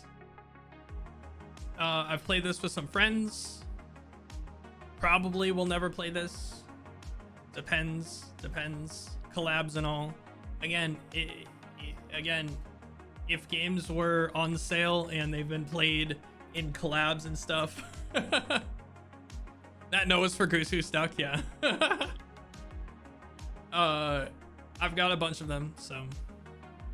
Oh look, it's a bunch of Jackbox games. Gang Beasts looks so fun. Was it up at the top? So I know I've played it recently. Oh, Party Animals. I think Party Animals is just a superior game. It's the same type of game, but Party Animals is basically like a reskinned, newer version of Gang Beasts, and yeah, it's just I think it's just a better game.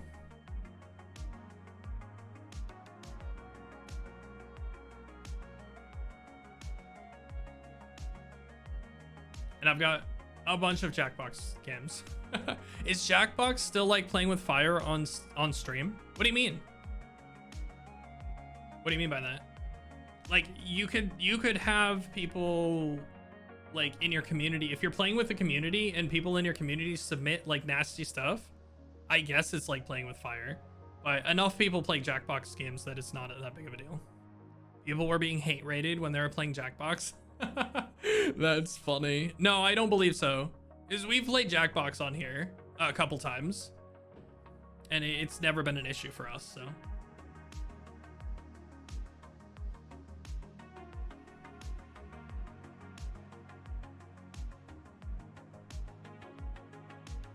That's why you if you're playing with your community, you want to have your code hidden, and you want to have it. That's why like when we played, I shared the code in the Discord.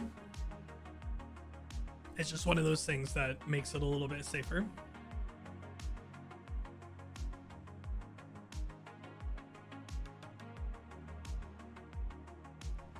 Rest in peace, Omega Strikers. Rest in peace.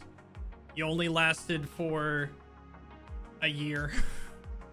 I think there's still technically, like, you can still play it. Yeah, like May 9th, they did a micro pack. Like, they're still doing stuff with it, but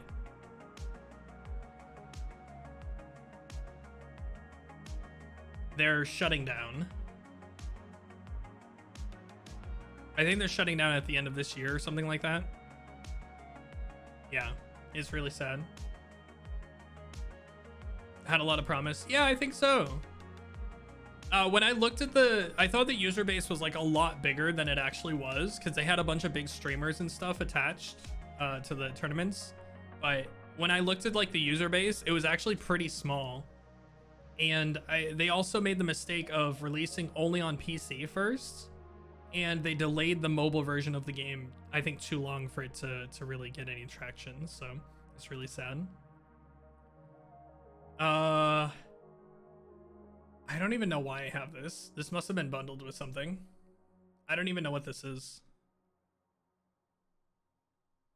Is this like a Left 4 Dead Resident Evil thing? Strange. Mostly negative. It's a new 1v4 online multiplayer game, and all of the reviews are negative. That's hilarious. Yeah, I do have Resident Evil 3. I've got 2. We played through Village and Biohazard on stream. You saw Markiplier play it? Oh, wow. Yeah, we have all of the Resident Evil games that have been remade, so. Maybe this fall we can play through the rest of them. I still have the bathhouse installed. Little known fact, actually not really little known fact, but no, I've never been super into Silent Hill games. Never been super into the Silent Hill games. Just not really for me. I don't like horror games. I just straight up don't like horror games. Just I dislike them. They're not fun to play. The only reason I played Resident Evil Village and Biohazard were they're slightly different than just like straight up horror games, and they were fun. So maybe I'll hate the original Resident Evil games. I'm not sure. But I know the newer Resident Evil games are more like the in-between ones. They're more like action games than like straight horror games. So that's a little bit nice, a little bit nicer. Yeah, they've remade them in Resident Evil 4's image. Yeah. But little known fact, so the bathhouse is a Chilla's Art Game, one of my favorite indie studios. I say I don't like horror games, but these ones are basically the only ones that I actually really enjoy. And you can no longer buy or download the bathhouse anywhere. It was removed from Steam because of a game-breaking bug that they couldn't fix. So you cannot play the bathhouse unless you had it installed before they determined that bug was there. They tried to patch it like 3 different times and it was still broken, and then they pulled it from Steam. So one of my favorite games of all time, one of my favorite horror games of all time, is unplayable for the majority of people. But I will hopefully have it installed until the end of time. So I'm sure you can find the files and download it or something. Yeah, we might need to revisit it. Yeah. Yeah, boy. Terraria, probably one of my top 5 games of all time. Probably one of my top 5 games of all time. I love Terraria. I love Terraria. Though the problem is, I played probably thousands of hours of this game. But I haven't played the latest like 3 patches. Like, they've added so much content since the time that I played it. When I played it, you basically only had to go down and defeat the wall of flesh at the very bottom. And then there was like a couple other like optional side bosses. And then you switch over to like hard mode once you beat the wall of flesh. And then I did most things there. But now there's just like, there's so much more content now in Terraria. So I've been talking to a couple people. It'd be interesting to maybe revisit Terraria with like a group of buddies. It might be interesting.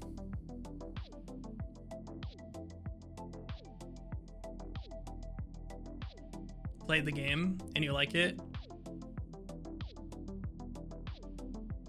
But space, that is not good.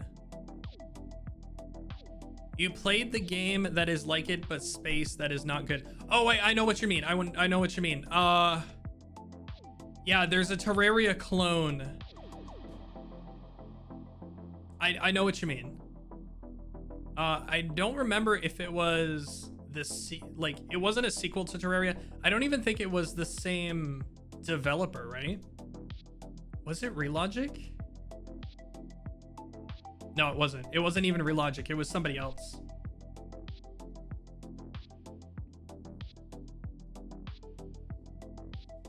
Chucklefish. Yeah, there you go. Thank you.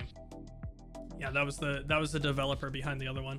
Wait, didn't Chucklefish do wait, Chucklefish is the one that did the Advance Wars, not a sequel. Like, it heavily inspired by. I'm pretty sure that's the case. Yeah. Wow. I didn't even think of that.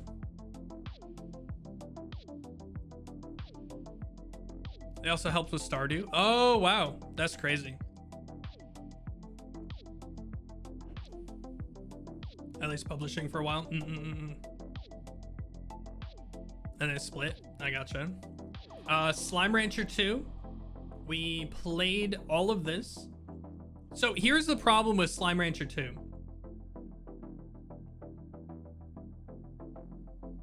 The last time I played this was October of 2022. Starbound. There you go. Thank you. That was the other game.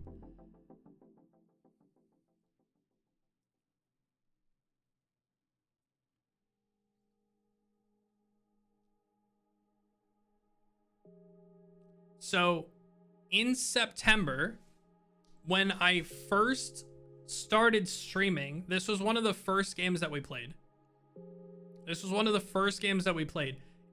Early access Slime Rancher 2. It was when you showed up. Yeah.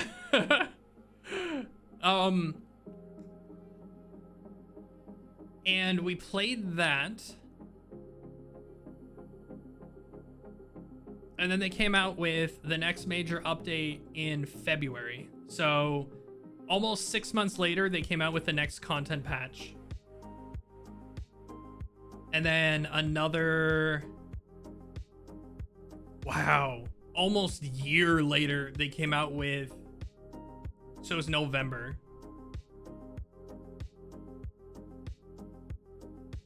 So it was November of last year, they came out with 3.0.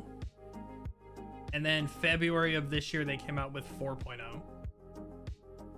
So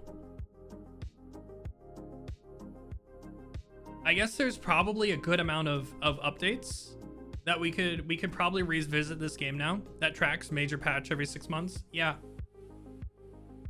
That makes sense. Though this September, it will be 2 years that this game has been in pre-release. And I really dislike it when games spend so long in pre-release. Yeah, I really don't. Yeah, I'm really like curious because it's one of my favorite games. I love Slime Rancher 1, but I'm not sure. I'm not sure about the new one. I had some gripes with it, but we should probably revisit it at some point. It's just a Need for Speed game that I got for $1 or something. XO1, this was the first game I think that I played on stream, and I got my VODs muted because the music in XO1 was stolen. So yay. If it's a tiny indie game where you can visibly see progress, yeah. I mean, the Slime Rancher dev team is pretty small. Like, it's not like a huge like major studio. So I kind of get it with this, but it is their second game. So you'd think they would, I don't know. It just feels really slow. Symphony of War, the actual first game. Blame Writhe and Pain. Writhe and Pain mod here. This was the first major game that we played. It's basically a Fire Emblem type game.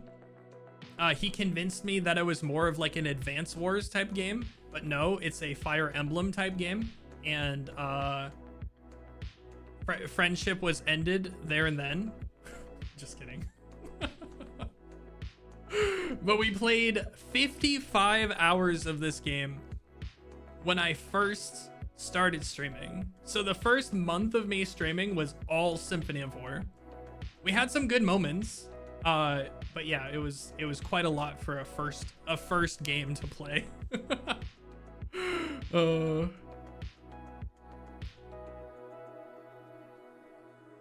No one should trick you into playing not Advance Wars game that's actually a Fire Emblem game.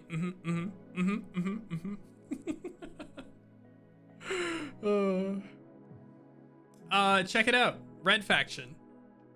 One of the most innovative and cool first-person shooters ever made.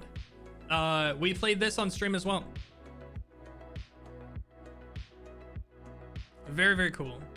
I believe we completed it as well. Mafia. I don't know if I'll ever play this.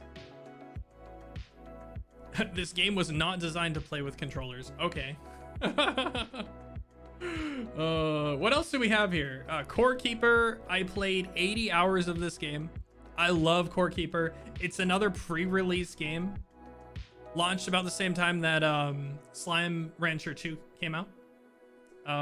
And they're finally launching it after 2 years. They're finally launching it sometime soon. They're finally 1.0 is coming out. That's how you do it. I think 2 years is it's a good amount of time to do a pre-release and then release 1.0 after. I would like to see it after a year, but 2 years is totally fine.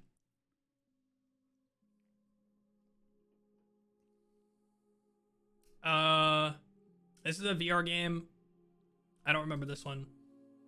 Human Fall Flat. It's another party game. No Man's Sky. I got this for like a dime. I don't remember when I bought this.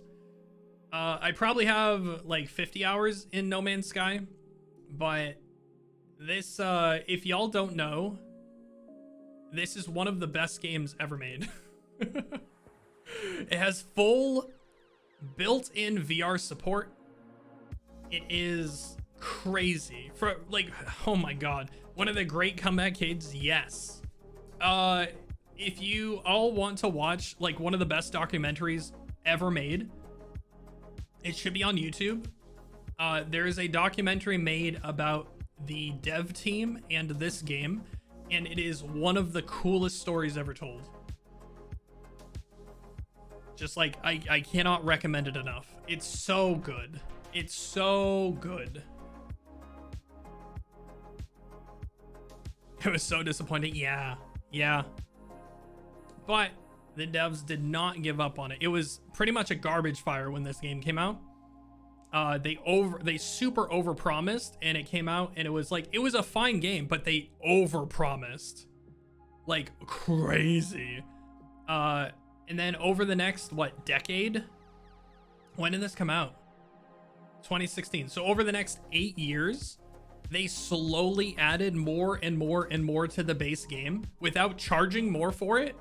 They added full VR support. They added like, what, like 8 full content updates, like just giant content updates. Yeah, and now they're actually to way more than their original promise, which is so cool. It's so cool. PUBG. So someday maybe we'll play this. Yeah, if you didn't know the story behind like what they like, the overpromise and what this game was supposed to be when it was released, I could totally see you having plenty of people having fun with it. The only similar comeback story was Cyberpunk, but it's not as dramatic. Yeah, I guess. Like Cyberpunk definitely overpromised, underdelivered, but I feel like their like redemption arc wasn't really a redemption arc. It was just a like, well, here's some DLC that gives you more of what we promised, you know, that sort of stuff.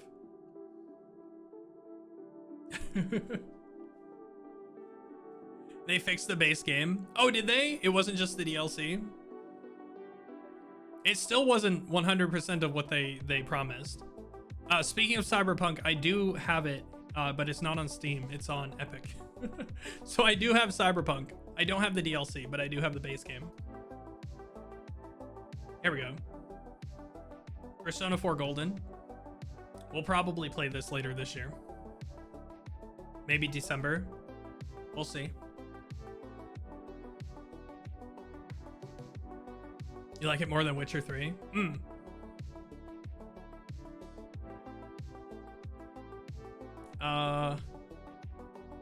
Oh. I do have Final Fantasy VII Remake and Intergrade. Oh. Oh.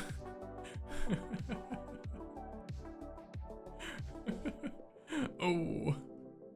We should probably maybe play that at some point, huh?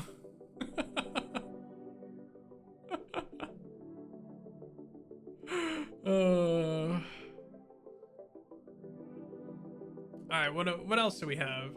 Burnout Paradise Remastered. I bought this for a small amount of money, and I've heard that it's a good, like, small game.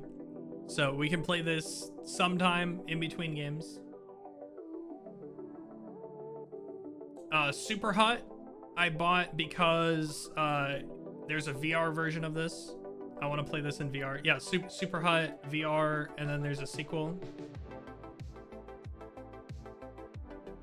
Love the amount of racing games I have. I haven't played racing games in forever. I just buy them when they're super cheap. They remind me of my childhood. Oh, look at this. It's Elden Ring. Wow. Wow.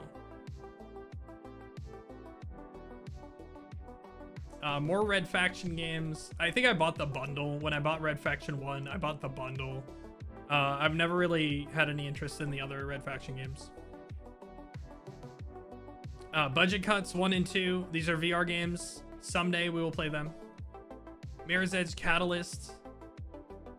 Not as good as Mirror's Edge. Not a terrible game, but meh. I have Unravel and Unravel 2. Maybe someday I can find somebody to play these with.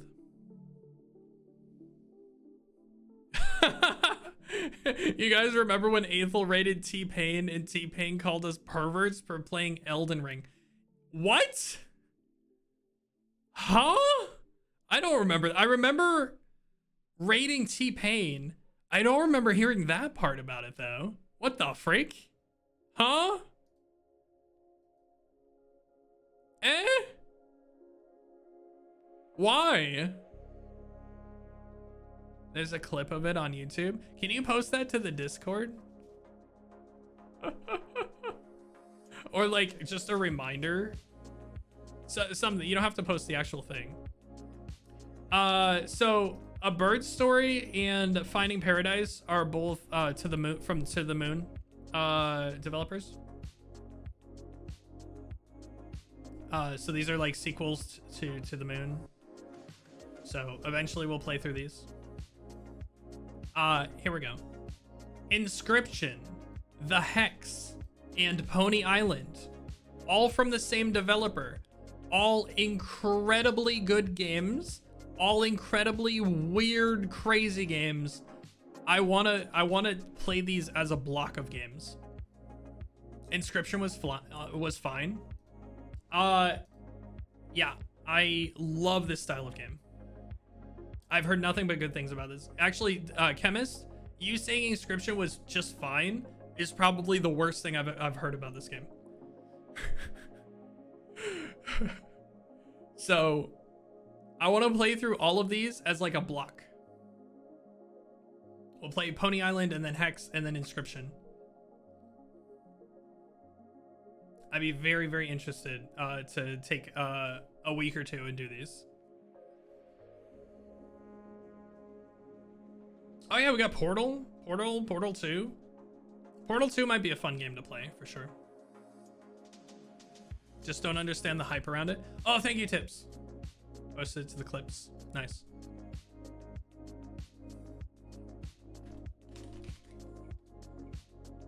There we go. Portal 2. I do have Undertale. That's another game that I want to take a week and play through. I want to do all three. There's 3 routes that you can play. I haven't been spoiled. I don't know a whole lot about Undertale. I've been wanting to play for years. The best thing to come out of Homestuck? Yeah, I've heard that. But yeah, I definitely want to do this at some point. And then we've got a bunch of Half-Life games. We've got Borderlands, the original Borderlands. Very good game. Probably won't play it on stream. Audio Surf, definitely won't play that on stream. But yeah, this is a classic game. I freaking love Audio Surf. Wow. But it's a music. Actually, I guess this is a rhythm game that I played. So I liked Audio Surf, but you know what I liked more? An old PS2 game called Frequency. No. Was it Frequency? I feel like it wasn't Frequency. It was something else. PS2. It was Frequency. Yep. Yep, it was Frequency. No, it wasn't Frequency. It was Amplitude. It was Amplitude. It was Amplitude. Yeah, there we go. I thought the name was a little different. I loved Amplitude. Oh my god, what a good game.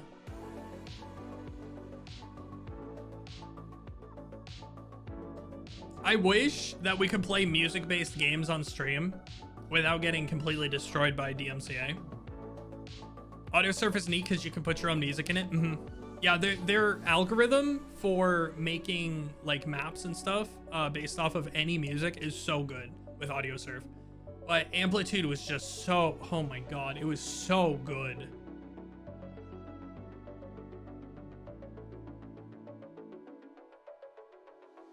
Superliminal. It's a good one stream game. Apparently it only takes like 5 hours, a couple hours, something like that. Definitely want to play this as a one-off.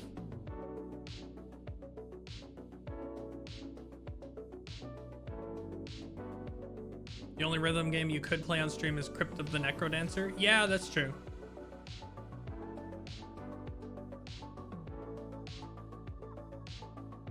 I recently watched somebody play this. So, y'all know, I just downloaded this. This just came out. So, y'all know the, like, character horror type games? Like, was it Balan, Wonderland, what are the other ones? Poppy Playtime, that sort of stuff. You know all of those? So imagine those games, but with actual effort put into them. That's this game. This is free on Steam. And the amount of effort that went into the voice acting and animations and music and just like I watched Gabby Smulders play on YouTube play through this, and I was completely blown away. I was completely blown away at the quality of this game compared to other like character horror games. Like, it's just on another level. So I'm excited to see like the future of this game. I want them to have, because it's a pretty small like first go.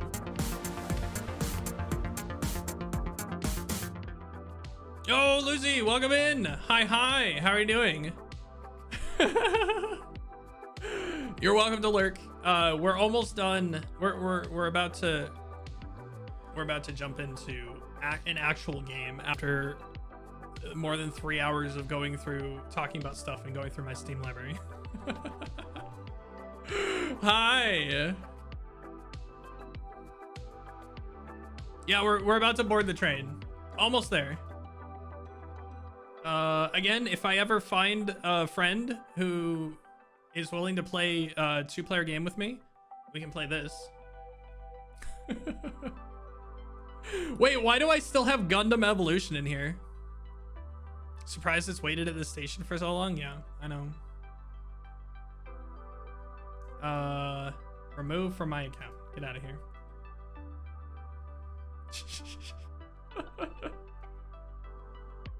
I have Halo Infinite multiplayer. I don't have Halo Infinite. This is free. This is PUBG. Don't need these, and then Counter-Strike 2. This is actually, the lab is actually, we should probably do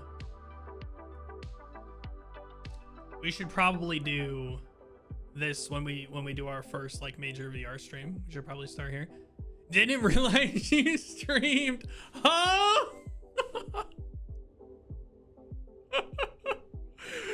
Yeah, actually at the end of the summer it'll be 2 years.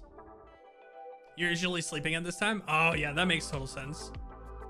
Yeah, this is prime. This is right in the middle of my streaming block, my streaming hour block. So that would make sense. There's so many people that I watch or like I consume like clips and stuff of that stream when I'm sleeping. So I totally understand that.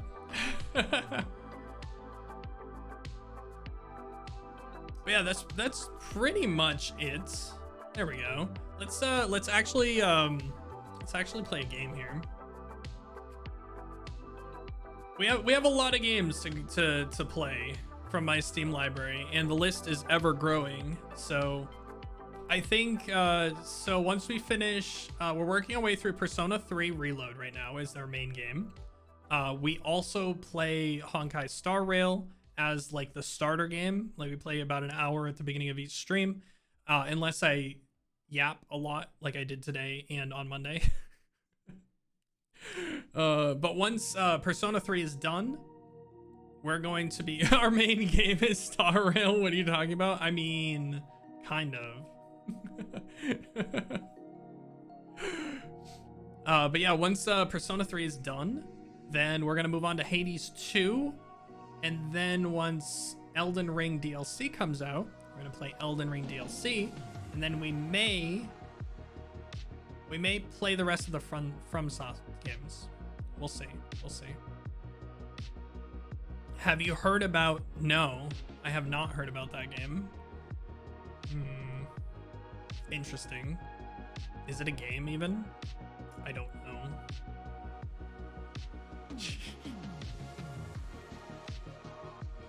All right, let's let me do this real quick and we'll switch over to the game. Musical platformer. Oh, interesting.